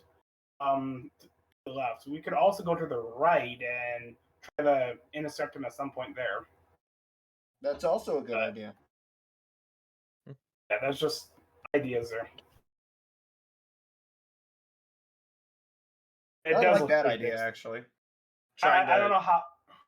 But actually, I don't know how long it is, so it's up to you guys. Because the question is, he could be all the way on the other side, like he could have traveled the entire North Shore, or he could have just started on the North Shore. We don't know. Yeah, and if we did start off with the right, we won't see him for quite a while, but once we are on the northern side, we'll be certain that he'll be somewhere ahead of us. We could also see if we can locate tracks, and tracks of a sand strider, and try to follow them. I mean, it's unlikely because of all the wind in the dunes, but it's a possibility. So we'll figure out. Well, we do have the person that could possibly do it. Everybody just essentially uses Ocularis like a portable living spyglass. Pretty much. Sebastian is just like, hang on, I need to see what's on the starboard bow. Picks up Ocularis and just puts him on his shoulder like a rocket launcher. What do you see, friend? Do you see land or do you see land? Land. Oh no! All right. Well, what does everyone think? I don't know what you guys are thinking, but I'm gonna follow his directions to the sand, to the thing, and there for you guys. So, Kunj, you kind of take this moment while everybody's discussing to not sneak out, but really slink out and go around the area and find where the sand sailor is. And you can see it kind of down one of the dills. Dunes. Anyway, you can see it sitting, and you can see the one with the green stripe. Essentially, it looks to be a nearly flat, sort of curved with a bit of a railing vessel. It has this big looking sail with some tube-like portions on the mast, as well as a wheel that it looks like, or excuse me, not a wheel. It looks like a little bit of a lever, more or less, one that you would kind of like pull left and right. You can see that it sits raised above the sand on these little skates, these pontoon-like skates. Almost you were looking at, well, I don't know if anybody else knows this, but like a Hobie cat, but for sand. And that is essentially what it is. It looks like it could fit a pretty decent number of people. It could fit all of you comfortably, just kind of sitting. Though it would be kind of like sitting with a couple of people on a whitewater raft. Not super comfortable, but definitely good enough to fit you guys. Well, what we could do is we could take the night because what time is it? As of right now, after discussing with him and talking with him, and getting here, it's going to be 8 p.m., we'll say. Oh, it's later than I thought. Takes a long time to walk through here. Yeah, I was going to suggest that we take the rest of the night that we have and just get to the lake and then decide what to do from there. But since it's a lot later than I thought it was, it's probably not a good idea. Well, in that case, you guys can certainly take the evening to find a spot and go to sleep. Huh? I'll be back in just a sec. I'm gonna grab some food. Okay. We'll take a short little tiny break here. And just let Parker grab some foodaloo. Well, while he's doing that, run use the restroom. That sounds like a really good idea. We'll be doing so as well. I'll do this thing. A big break, gamers! As we ride into the sky and take our poops and our peas. I'm very curious, so I'm heading back to my thing.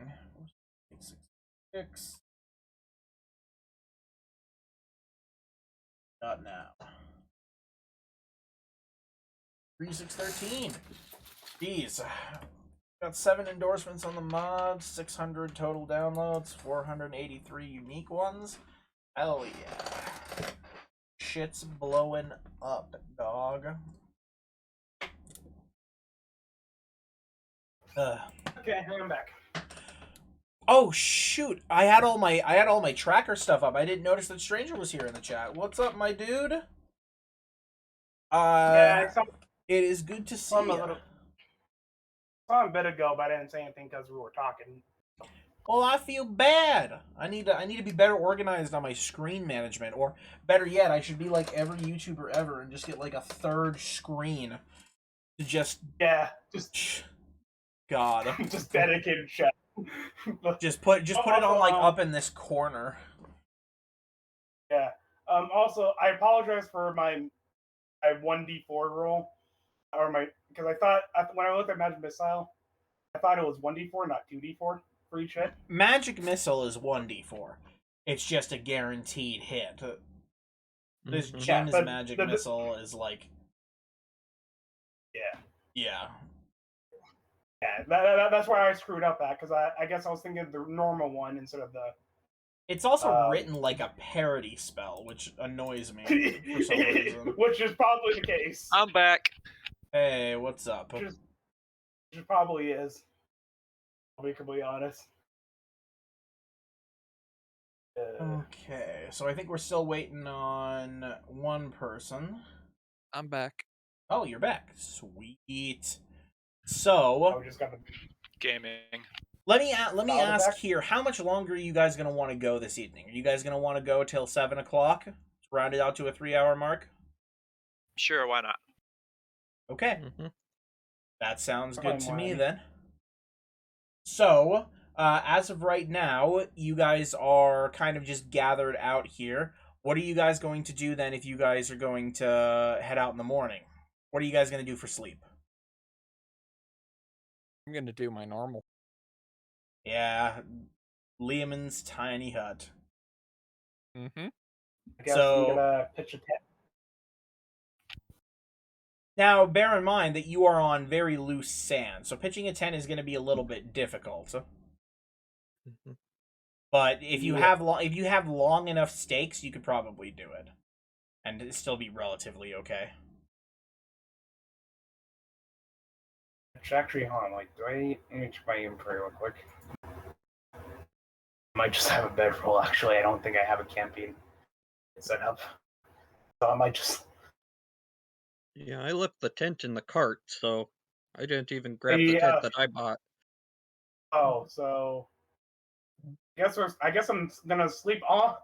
You know what? I guess I don't see a bedroll at all. You guys could sleep on the Sand Sailor. Now that I'm thinking about it. That's what I was gonna. We've rented it already. Might as well. Yeah, that was kind of my plan. And I guess if any of us, I'll sleep on it. That way, whoever wants to be in charge of getting it started can just. We're there. We can just go. We're all woken up. Okay. Also, I forgot to update HP to go back down since that spell ended. There we go. And now I would do right. I do the same. Wait, it's already done. Okay. All right, Cameron, are you here? Oh, he's not. I think he was the only other person that didn't come back yet. Uh-oh. Well, we really didn't do anything besides decide that we're gonna sleep on this raft. That's true. And I'm pretty sure he'll probably end up agreeing with us on that decision. At least maybe. I don't know. It's not like we decided to take off without him or anything. It's like, yeah, we're going to go to sleep. Everybody go to the bathroom now. And now we're back and we're like, we're going to sleep on the raft. He comes back. And you guys, so where is everyone? Oh, we're gone. We're like 100 miles towards the dry lake. Yeah, we already found the chief, but you have the letter, so we're kind of stuck now. Making him pay for another one and figuring out how to write it.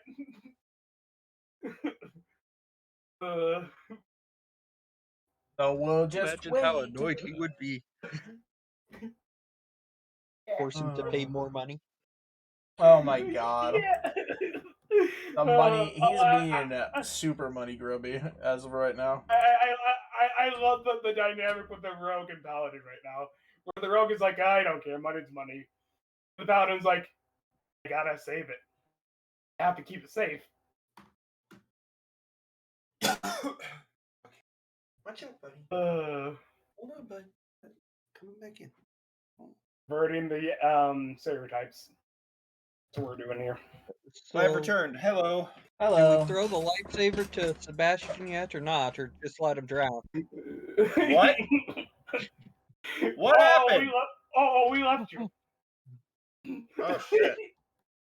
I guess I'll just go back home then. A call for awaits. No, we decided to go sleep on the sand ship thing. I guess I will join you then. Then we realized you weren't back yet, so we better leave it there. And then just imagine what would happen if we left you. You would make a very sad iguana. Just later on, you just see Sebastian crawling through the desert with Boga on his back and Sigurd on his heels, just... Yeah, because we probably would have left those two as well. Yeah! We would have left him some friends.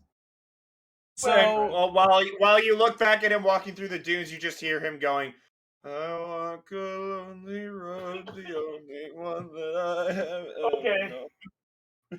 Oh my god. Copyright police, stay away from me. I know that it was just my brother.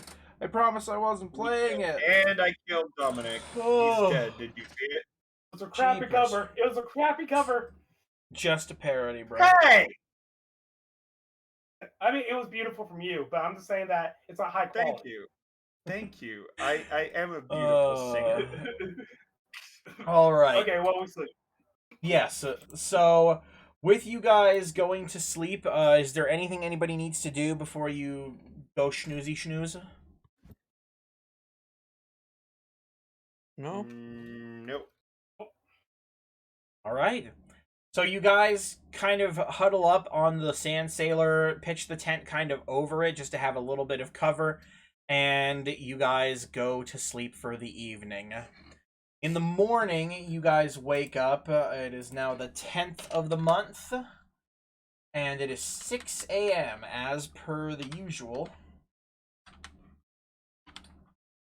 And you guys are hungry. So what are you going to do? You guys should have some rations, I believe. Oh, yeah.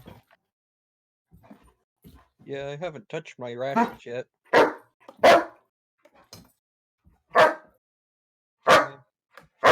Now, as long as I don't rename them to raisins, I should be good. Yes, I tend to do that. Have rations, and all of a sudden I'm using raisins.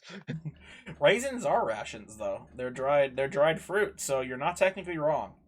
But it's just like you're that guy who's selling. You bought your rations from that guy from Clone High. You know what? Does anybody get that reference? I've only seen very few bits and pieces of that. How I many think I know what you're talking about because I did. 2, please. Girl, please. I like your funny words, Magic Man. No, I would shake your hand, but being at arms. So, you guys have eaten your rations, and you guys are ready to take on the day. Ocularis, you get your boosty boost of 10 HP.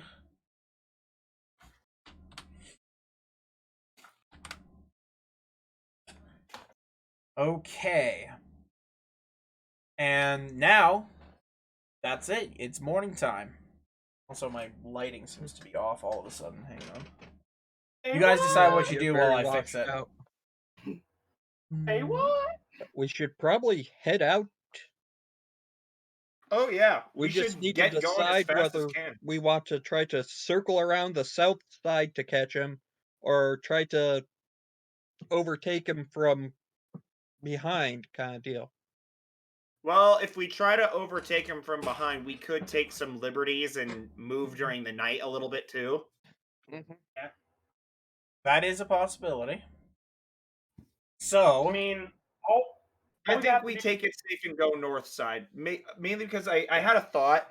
If we go south side and try to catch up with them, it's very possible that they may be going in a completely different direction by the time we get around.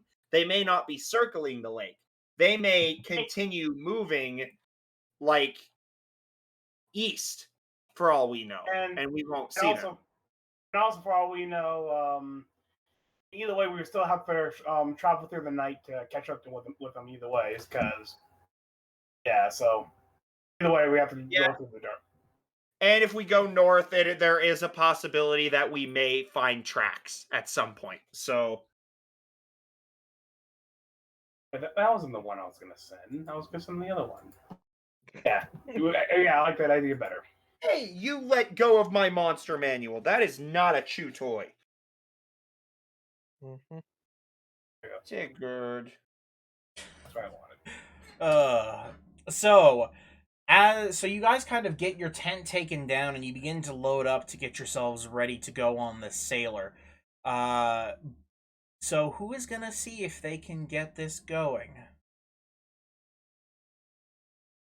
I'm gonna leave it up to the gnome because he knows more than a lot of people does. He would know function of the contraption. What I'm thinking is we'll probably push it out so it catches wind. And then after that, it would be like a boat.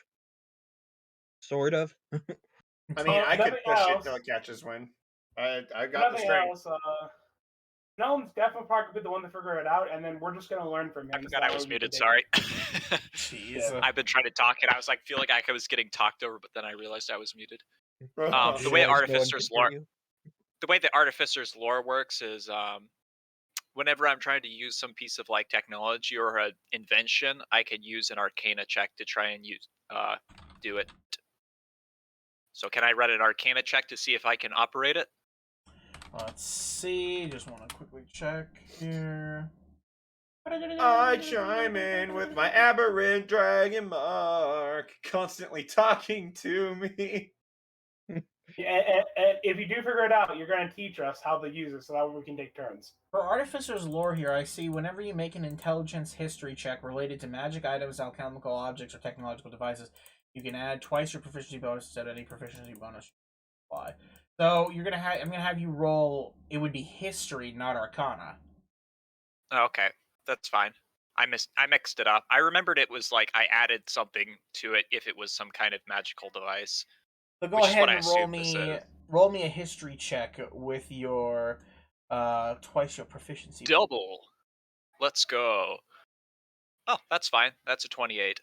Yeah, no, that'll do it. So Sebastian is basically like, well, I'm gonna let the gnome handle this, and Jamberman just kind of steps up and cracks his knuckles, and then instead of doing anything with his hands, he puts his hands up to his chin, and he just starts looking around and examining everything. Okay. So, after a decent bit of surveying the craft, you learn two things. You learn that there is some rigging that can be operated fairly simply that allows you to both unfurl and furl the small sail, and you note that the mast is also kind of helped with this rigging as well. So you kind of help everybody figure out what rigging does what. But you come back to the lever, and you begin to examine the way that the lever works. Essentially, the lever turns the ship by completely shifting the way that the actual boat's skates orient. So it kind of turns the skates almost like a bit of a wheel. It would take an insane amount of strength to actually operate, which gives you the impression that you maybe want to let the iguana handle that. Yep. I'll go ahead and direct. Why am I drawing a blank on your name? It's Sebastian. I knew it started with an S. I just totally blanked for a second. What the heck? Yeah, I'll direct Sebastian to the wheel and show him how to use it. I just want to take a quick second because I don't think I've ever asked this question. Cameron, what is Paladin Glade's first name? Is it Paladin? No, he doesn't have a first name. It's Glade. I'm probably asked that before. Yeah, it's just Glade. Well, then that's he was never given a proper name. Very cool. Never will. So, Sebastian, you take the lever, which is essentially the wheel, and Jamberman, you kind of begin to help everybody figure out the riggings. And we'll just say that Kunj helps kind of cast off.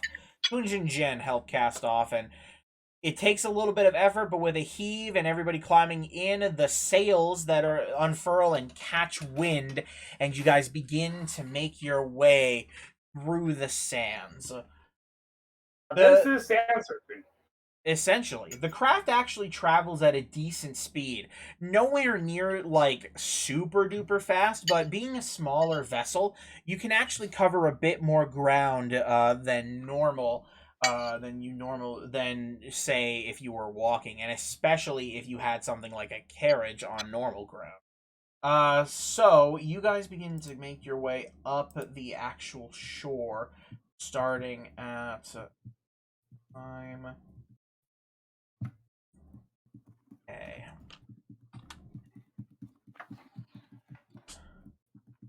All right. So, as you guys begin to move up the way, you guys kind of like take some time both to make sure that you're keeping hold of everything on the ship, and just kind of seeing the sights, which are just these expansive dunes. It takes you about an hour or so to get to the edge of the dry lake, heading straight from Sandwave. And as you finally get towards that edge, you can see that the dry lake just expands outwards. You can see the difference even from here. This cracked sand, the rolling winds just pushing little bits. You can see some small plants dead, long, sure, kind of poking out in between those areas, and just massively large number of space. God, I'm having a terrible time describing it. You guys begin to move your way up and up. And so about 4 hours later, you guys make your way and you finally spot what you were looking for. You do see what appears to be tracks, which is, they're very faint starting here, but you can see them. 2 very long, very deep cuts within the dunes. Still, you can even see the sand starting to cover them up already. So you guys keep the sails furled and you begin to move forward and forward. You get to about the northern edge, which is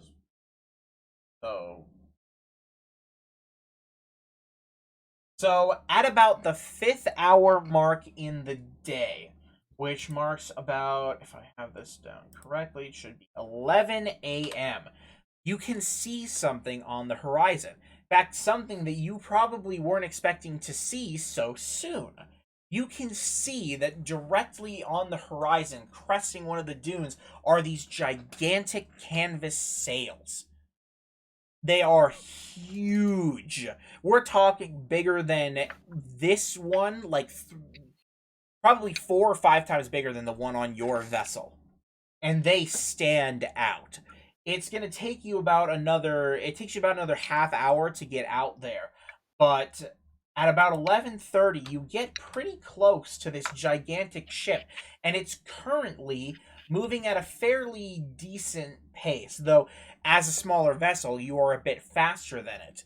You're beginning to gain on its back. Both of you are heading alongside the shore, and you can see the dry lake to the left. But being this close to the north, you can also see jagged mountains to the north of you. So you're approaching the vessel, but it is currently in motion. What are you guys going to do?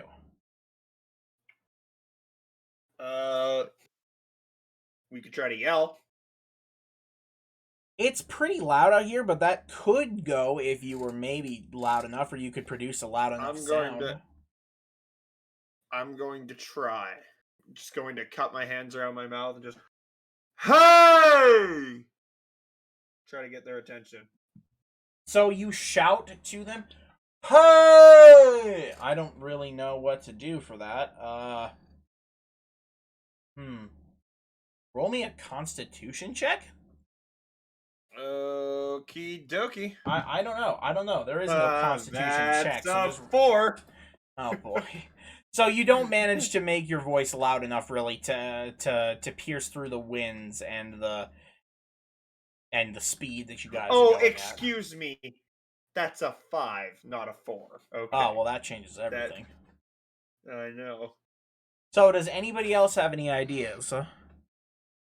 Well, if we can catch up to him, I can mage hand tap his shoulder.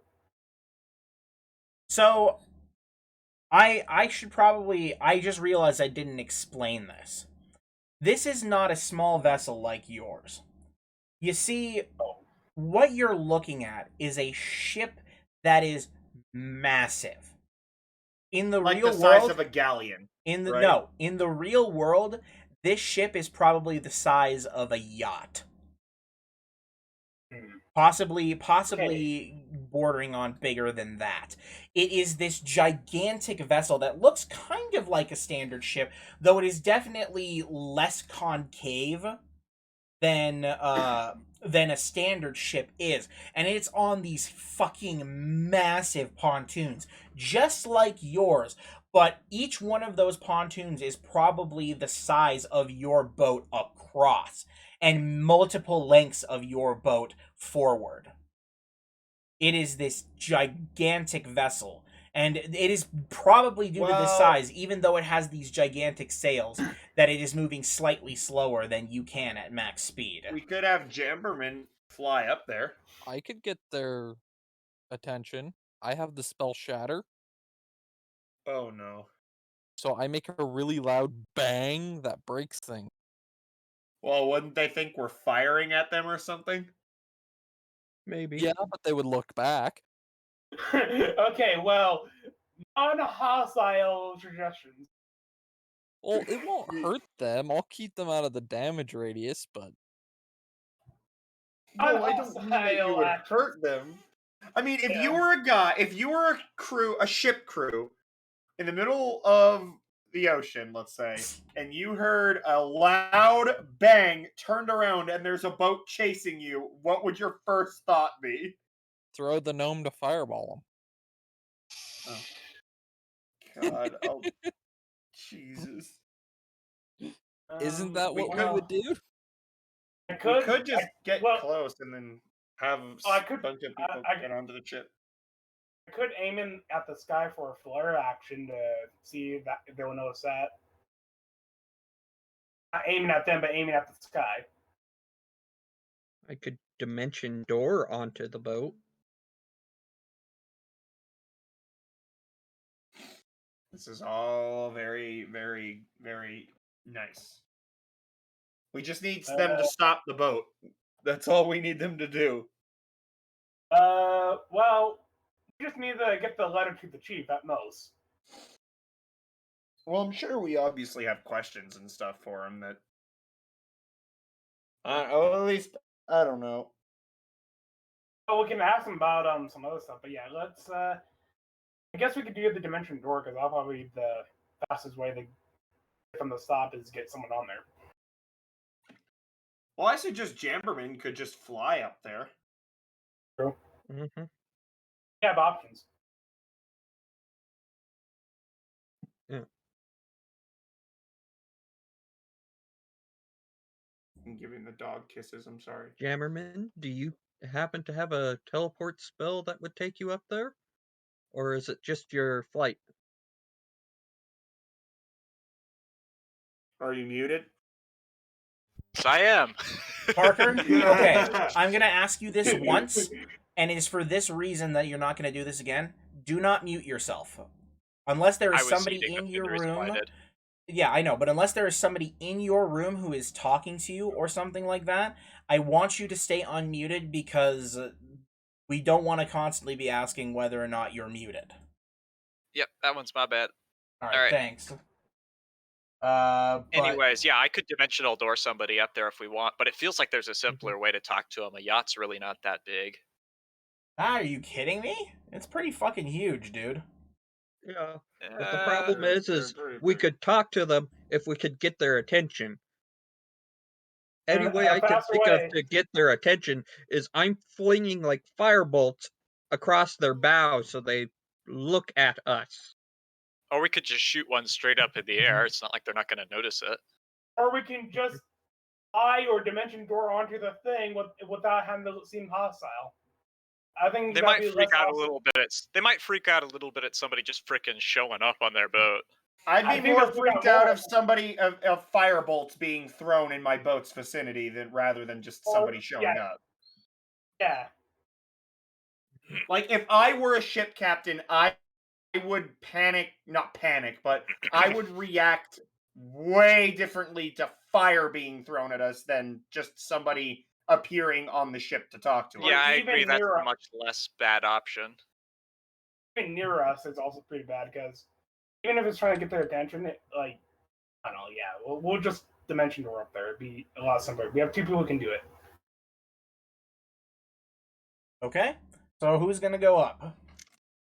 We also have a bard that can jump really high. Yeah. Well, the goal isn't to necessarily get us all on the boat. It's to get up there and be like, hey, we have stuff for you. Can you slow down so we can catch up? I mean, we can actually also we can pace them more faster with them, but yeah, we need to get on there to get them to stop so we can actually talk. Okay, so who's going up there? Well, it sounds Don't like I need to be at the wheel? Yes. Yeah, you need to be at the wheel. There's probably one other person has to stay at least to help man the lines and stuff, so you don't just go straight off into the middle of nowhere. Boga and I could do it. Sure. Boga sure certainly could, yeah. Plus, I can't go up there anyway because I'm not abandoning my dog on the boat. So. What's that? I don't want to leave Sigurd behind on the boat by himself anyway. So, even if it wasn't me having to drive.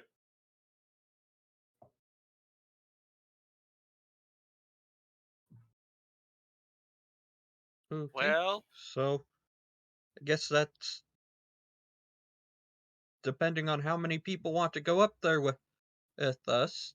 That's either me or Chamberlain or me, Chamberlain, and 2 other people. Chamberlain. I don't know why that's so funny to me. Or Chamberman. It's Jamberman. Jamberman. There's a J in there. Well, I guess we could delete the 2 paladins. The J stands for juicy. Sorry. Anyway. I switched the J out for a CH. Anyways. Just as beautiful. All right. So you guys get yourselves ready, and the 2 of you quickly dimension door your way up onto the ship. Now, where exactly are you guys going to dimension door? Kind of in the middle, or are you guys going to dimension door kind of near the back, like up on top? Excuse me. Well, I think if we do it right, I think the less suspicious will be right in the open. Because sure, that might take them by surprise, but we're being very open about it. It might come off as less hostile than, hey, we just snuck up in the back and now we're here. I don't know. I agree with that. I think that's a good idea. Okay, so again, just to make sure I heard this right, you're going up on top of the back. No. Did I mess that up? I think what it meant was in the middle, like out in the open. Oh no, okay. So just sorry, on the deck. I must have heard deck or something and heard back. Maybe I'm just a fucking retard. Oh, that's not a good Twitch word. I keep forgetting about that. Bad Twitch word. Woo woo woo. Just want to pull the bandage off and get this over and done with. Because the faster we do this, the faster we can get on. Because I'm gonna be honest, we have been overcomplicating the hell out of just boarding a ship that's not even trying to thwart us. Yeah, but what if we make somebody mad? Anyway, well, then we make them unmad.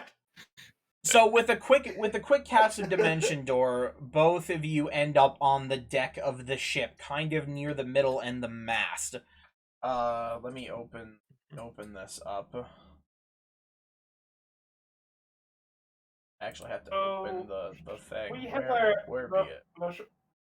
thinking about it. We should also probably have a link with each other, just in case things go south. I can do that. Yeah, because... Or we teleport away, I can throw up... I mean, it is slow, but it is weird that we're able to catch up with it really quickly, so I just want to be cautious right now.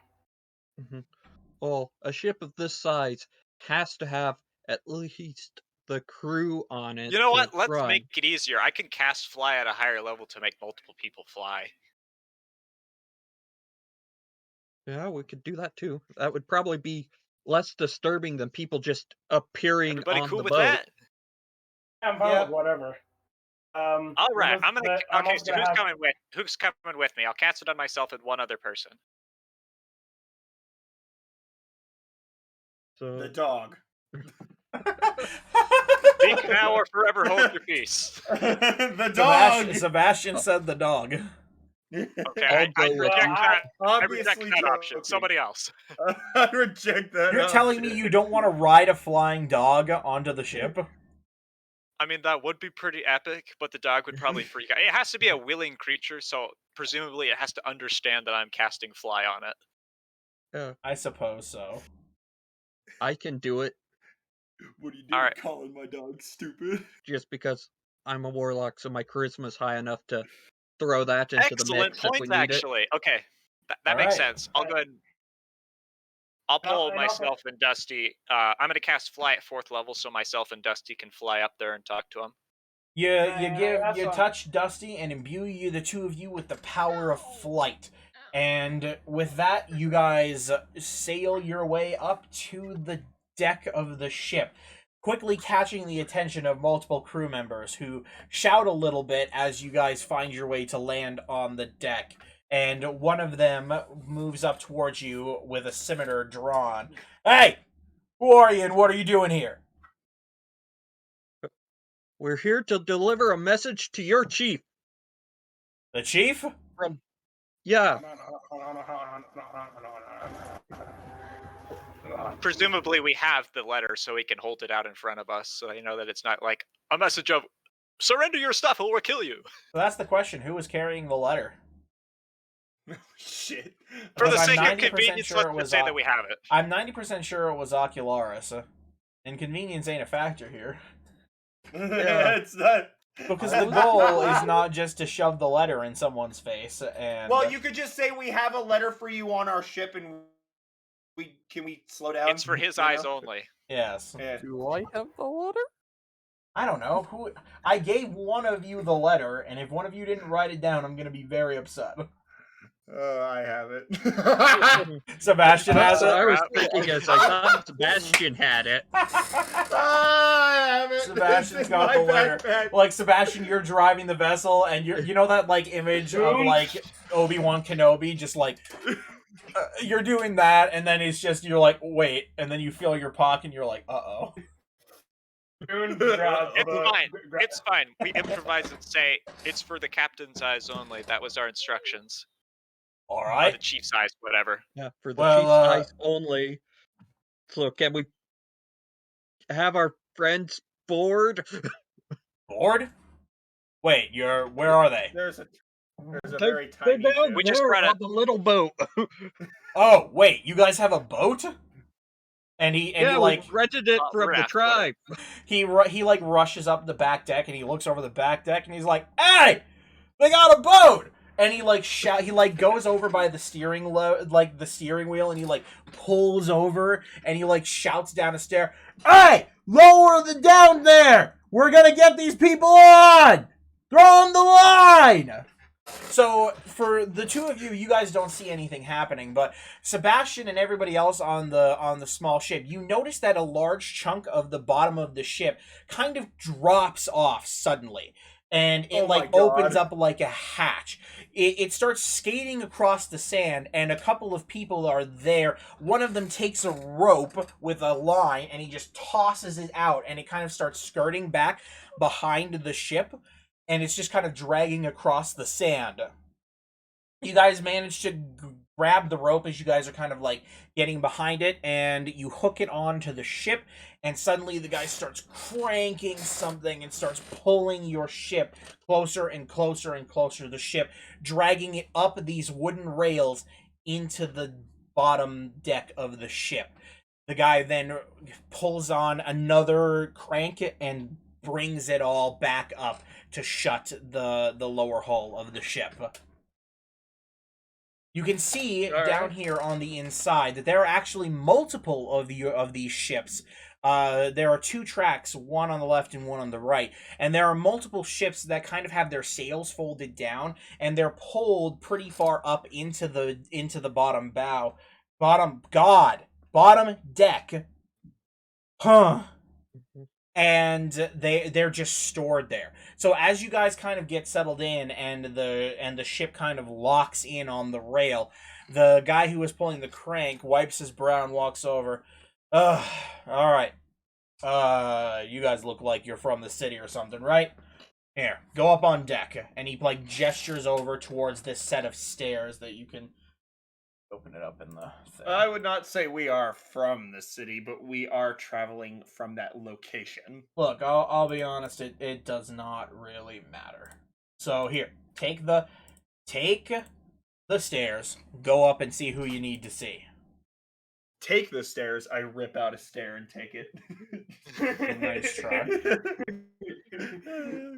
So you guys strength check. So you guys move your way. You guys move your way over towards the stairs and begin making your way up through the ship. You have to go through like the second floor too, which you can see as you're walking past. You can see these harpoons lined up on the holes where cannons normally would be. They're pretty dang big and imposing, even though the map that I'm showing doesn't show them that way. And you make your way up onto the main deck to meet up with everybody else. So you are now all standing up on top of the deck, and one of the crew members, somebody who's covered pretty heavily in war paint, he walks down and he looks at you guys. Okay, so I hear you have something for the chief. Is that what I'm hearing right? Yes, I pull out the letter and I hand it to him. Well, no, I don't hand it to him because it's not cheap. And I tell him this is for the chief's eyes only. Really? Yes, those were the instructions given to us by the person trying to send the letter. Well, you're lucky that you caught us before we stopped. I'll see if I can fetch him. Go ahead and just wait somewhere. I'll be right back. And thus, I ruin the entire adventure by opening the letter. So the guy walks up the stairs towards where the steering lever is, and he takes a set of stairs down somewhere, though you can't really see most of it. It's quite a few minutes before he actually comes back, and in tow along with him, you see this fairly imposing person. But strangely enough, he's looks pretty young. It's not exactly what you'd expect to hear when you see Chief. He's tall, certainly, and he's definitely important looking, considering he's covered head to toe in this palm frond looking war paint. So much so that it's actually almost distracting. But definitely not quite as old as you were probably expecting. He walks up with this crew member, and he kind of stands at the top of the stairs regarding your group. So, you guys are here to deliver some kind of letter to me? Yes. Come on. Yep. Well, then, let's see it. Come on. Holy shit, my throat. I need some water. Jesus. Dominic's dead. Everybody, I'll be the DM from now on. A max level, big guy Tarask decides to appear and sit on the ship and kill you. That's everything. That's the tree ask. There, my voice is a little bit better now. So he kind of starts walking down the stairs and he gestures. All right, let's see it. Let's see the letter. I hand it to him. So he takes the scroll and he examines it. Before I open this, who are you and who gave you this letter?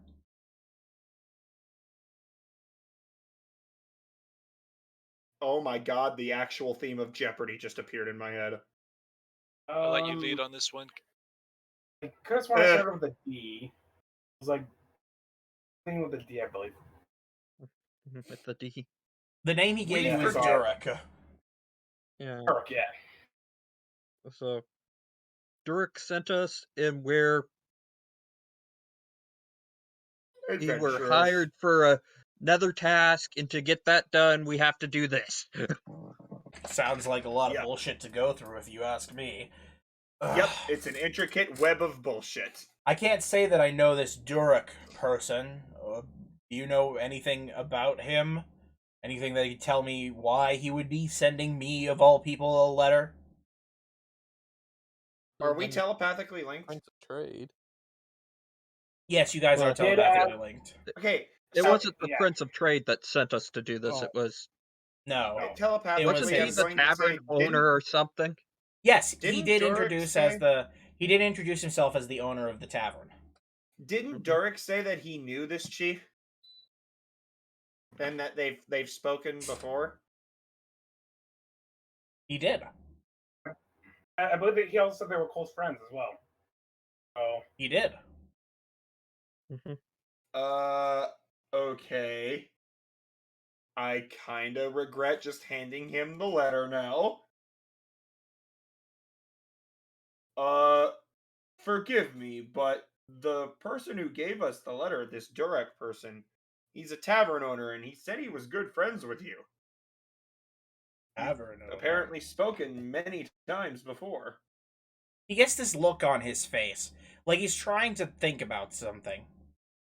He quickly shakes it off, and then he takes the seal off the letter with a crack. And he opens up the scroll and he starts to read it. He stands there for a moment. He reads it. Then he closes it, and you can see his face again. He's got this look of disgust and anger on his face. He grabs the scroll, and he hurls it at you. And oh, hey! Don't hurt the messenger, man! God, I'm sorry. Hey. No. You come in here, and you're telling me you're delivering a letter from him to me, and not just any letter. That? We were told not to look at it. We had no idea what the contents of the letter were. You're telling me that you came out here on your own to deliver a letter you hadn't seen to somebody you didn't know on the whims of some tavern owner? Do you know who that is? Do you know who that is? No, we don't. We had to do this based purely on the factor that the man had vital information for our personal mission, and we had to do this or else he wouldn't give up that information. Well, I'll tell you what. You can tell this guy. You can tell him. What name did he give you? Did you say Durek? Durek. You can tell him that he can shove it. You can tell him that I will not deal with him. Ever. Okay. Sounds good. He didn't give us any conditions based on your response. He just said for us to deliver the message, and we did. So, we literally have no reason to not tell him that. We'll just be on our way now. He puts his head in his hands and he rubs his face. You said that you had to deal with him to do something for yourself. Didn't you, just now? Yes. He turns to his first mate and he says, "Hey, listen. I'm going to be going downstairs with these people for a moment. Keep an eye on things up here. We'll be back shortly, and then they'll probably just be leaving. You guys are coming with me. Now. You have to know what's going on." Okay. So he turns around, and he begins walking without even another word towards where he came from. And you guys, if you guys are following suit... follow. Yep. You follow him, and he takes you down this set of stairs up at the top here. Here we go. Through a set of double doors and heading down into the deck. You find yourselves down in a very nice section of the ship. What appears to be his quarters, or the captain's quarters. You can see that there is a disjointed fireplace light here, for some reason. But he walks you all the way past his bed, a door, all the way down to a large desk with several things on it. And he takes a seat on the chair, and he pulls out a small booklet, leather bound. He opens it up. Excuse me, just for a moment. There is a spider on there, and I gotta go kill it. Oh, okay. One moment. Go kill it. Little fucker's not gonna even know what hit him. Cameron the spider killer. Get the fuck off my bed. Bastard! Mission accomplished. All right. Spider is dead. All right, continue, Dominic. I am sorry. So he sits down and he opens up a little book, and he just basically goes to a page and he holds it up for you. The page has some writing on it that he doesn't give you enough time to really read, but what he shows you is a symbol. And it looks like a small circle that turns into a fairly simply formed rat shape. And he closes the book and sets it on the table. So, you guys have no idea that you are dealing with the man who leads the Dune Rat Guild. No idea who that is. Nope, not at all. That is insane to me, considering how much influence that man has. We're That from out man- of town. We don't know many people around here. I suppose I can't blame you then. But that man, he's the leader of the city's major thieves guild. And this is when Sebastian grips his fist and punches a wall. Hey! You feel free to take it out on my dummy, not on my ship. Understand? Sorry. Then we're straight. Very angry. This I'm man going to kill a man today. So I'm assuming then that's why he didn't tell you what was in that letter. What is there, some kind of thing where only I can read it, or I'm the only one who should be reading it? He told us that if we That was opened the instruction. the envelope, he would know. Great. So we decided not to open the envelope. I got a feeling we would know. I think we would know because of your reaction. Let me tell you something. That scoundrel, that absolute waste of human life, has been trying to get me to give him a secret of my tribe. One entrusted to me by my father, who was entrusted by his father. And on and on and on. He has been trying to swindle, to deal, to do whatever he can to get his hands on that secret. And I've told him no every time. I don't know. And he flicks the scroll up. I don't know what this is. I don't know what he's planning to do.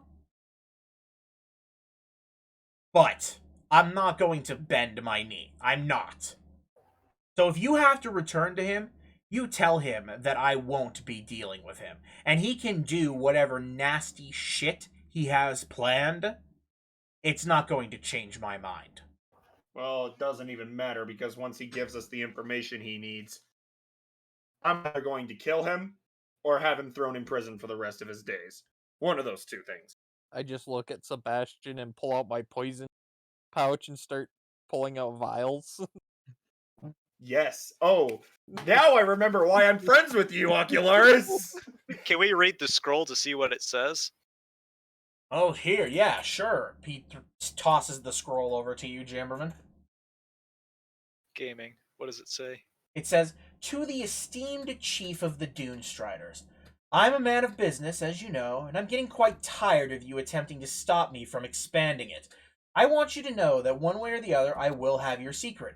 You can either deal with me, I'll give you a fair price for it, or I can show you just what I can do to those who won't work with me. You know where to find me." And it's sealed with that same symbol. Drawn in ink. True to your word, it seems like blackmail to me. I'm gonna kill him. By that notion, the sand seems dry. Yes, this is clearly blackmail, and quite honestly, I'm surprised it's the first time he's actually tried it. Most of it has been tricks, trying to send somebody to what was it the last time? He sent some scrawny-looking person, barely made it out here alive. Somebody he had tricked into asking me about the history of my boat and the history of the tribe. He got very close to getting it out of me, but I recognized it. What the hell am I gonna do? He puts his head in his hands and he leans over his desk with one arm, just... This trade prince has a lot of explaining to do as to why he's associated with a man like that. Trade prince? Well... Wait. Yeah. Did I hear you right? Yes. You are talking about the trade prince. He's young-ish. What's his name? Starts with an H? Haraxin. Yes, that's the one. What does he have to do with this? Let's just say he... Oh, God. The information that we need out of him is information that Haraxin needs, and Haraxin is doing that so he can give us the things that we need to accomplish our mission here. And like I said, it is a In giant exchange for the bullshit. information that we want, he wanted us to do an errand for the other guy. Yes. It is Really? a huge web of bullshit. And to be quite honest, I kind of feel justified in my paranoia. I can't tell you. Poison the well. I can't tell you why Haraxin is working with that scum. So, if you ask me, you be wary of it. But I've never known him to be a bad man. And again, I don't deal with him myself, mostly. So, I don't know. He leans back in his chair a bit, and he takes a look at you. I'm sorry for blowing up at at all of you, really. Dominic used to there only being 2 people. Yeah, I know. Shut up. I'll tell you what. We did kind of deliver some bad news. I'll tell you what. As a courtesy, why don't I invite you to stay with us on the ship tonight? Huh? We've got a nice chef here. Makes meal for the whole crew. You guys are free to dine with us. That sounds fantastic. I need some time to think about what my actions are going to be when I get back. Okay, I'll get you each set up a cabin as well. They fit 4 people to 1 if you want to be so inclined. We have a couple of crewmates on the ship here, but there's not really enough. There's not really a lot of passengers right now. So, We appreciate your hospitality. It's no trouble. Just be wary of what you're getting into, okay? Hell, I wouldn't even be surprised if he didn't come to meet you the second time. But... Well, we won't be dealing with anyone other than him. He's the only one that has the information we need. Yeah, that's what he says. Don't worry. You're gonna have to deal with a lot of shit once you get to talking to him again. Just a reminder, if he lies, he dies. That's just how it goes. That's probably a good policy to have, though he's not exactly someone who's easy to kill. Personally, I'll make it easy. I want to hear out everything going on first before I take any action. So with that, he stands up from his desk and he says, I'm gonna go arrange for your sleeping quarters. Feel free to take a walk around the ship and, I don't know, just take in the sights. We'll probably be stopping soon because I'm going to be heading out on a little expedition with some of the crew. And you guys can leave in the morning. How does that sound? Sounds good. Sounds fine to me. Fantastic. What kind of expedition are you heading out on? Oh, we've got a lead on something, but honestly, it's fairly small and really, well, he takes a look at you. You look like a trustworthy person, so I'll just say it. I heard through my sources, that there is a very, very vast treasure somewhere around this area, either on the edge or in the dry lake, but I've only heard whispers. I've been sending out some crews to take a look around, but nobody's come back and found anything yet. Supposedly, supposedly there is some kind of spot somewhere south of here that might be worth checking out, but we don't know, essentially. Well, let's just say we have a man in our party that literally sees everything, an omnipotent being that nothing can get past. Really? And I just look at Ocularis. I just look at Ocularis dead in the face. Well, if there is something out there that needs to be spotted, this guy can do it without even trying. If you say so, but even so, I am not volunteering him. It is up to him whether or not he will help. I wouldn't ask for him to come anyway. Like I said, I'm going off whispers and rumors, and it's going to be a long journey. So I would just get back to whatever you were doing, unless you are really intent on coming with. But he never gave us a time limit as to when we were supposed to deliver the message, did he?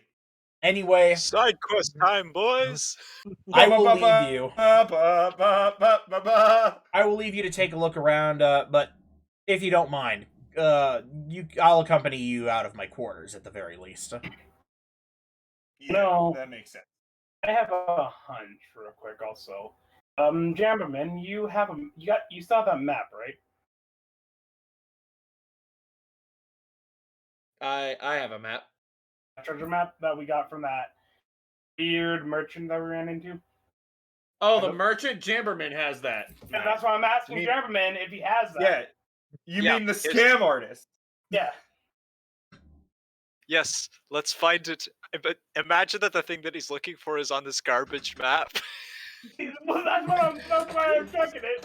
Well, you can certainly unfurl the map. I will actually bury myself in sand for the rest of eternity. And just lay and die. Okay, now we have to help them. It's mandatory. Yeah. Yeah. Okay. Plus, if we get good standing with the Dunestriders, that's pretty good. That's pretty good at furthering our end goal here. Maybe they might even give us make us their these ships. I definitely wouldn't mind a personal ship. A personal sand sailor. Also, yeah. Also, probably part of the secret he's hiding is something to do with the ships. And maybe if he trusts us as enough, thanks for your hospitality, we'd be honored to help you in your journey. Really? Like I said, I'm happy for help, but this is an expedition we're going on with absolutely no thought, no real idea of where we're going. I look up and go, I've nearly killed a town off of that same principle, so this is He gives you this side eye. I can't tell if you're joking, and it's... Wait, what? He's not. Probably. I don't think he actually would have done it, but he definitely kept implying he was going to do it. He's hard to pin down sometimes. I look up and go, and Sebastian, you do not kill the guy who you're angry at. Let me do it. I am currently wearing another man's face. Wanted posters won't work. I'm sorry. You're wearing another man's face? I thought that... So wait. Oh my... I am not... I'm sorry, you've earned yourself a one-way ticket to constant surveillance, mister.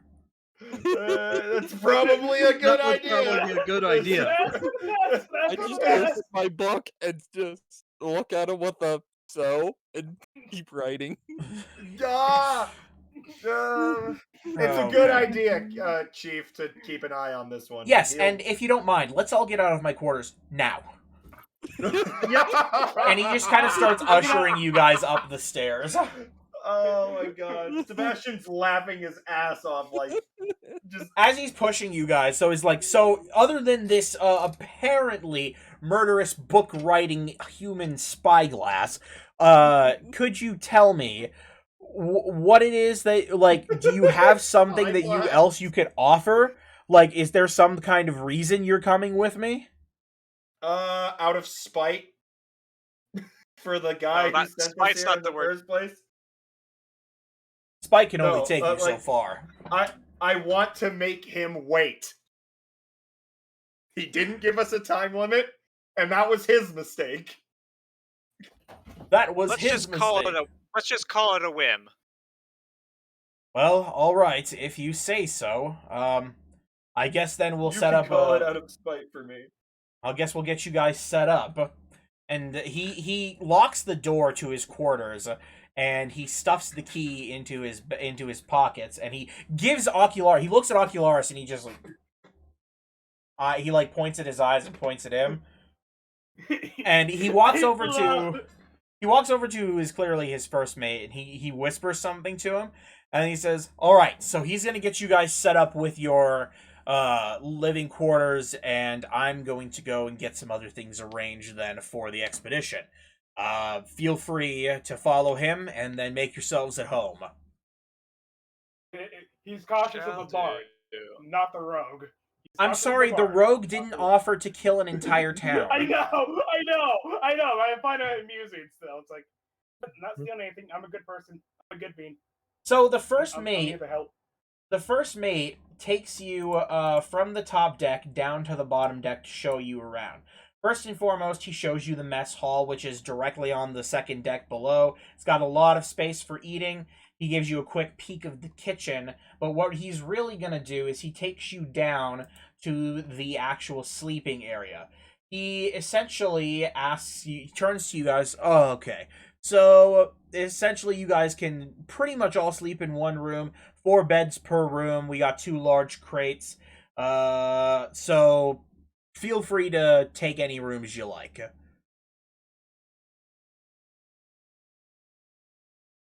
Okay. All right. Will do. Gaming. So, he kind of leaves you there. Excuse me. Oh. Yeah? You wouldn't happen to need any help with anything around here? Or not at the moment, no. We're just doing regular old wandering around the ship, keeping things correct and right, and I mean, if you wanted to, you could grab a mop and a bucket. Well, mainly I was asking if you had any need for medical treatment. Not that we know of, no. Things have been pretty quiet. If anybody gets hurt or sick, come to me. I can fix them up. Great. I will be sure to remember that. And he gives you a wave, and he makes his way out back into the ship. And that is where we're going to end it for tonight, since we're about a half hour past where we were going to stop.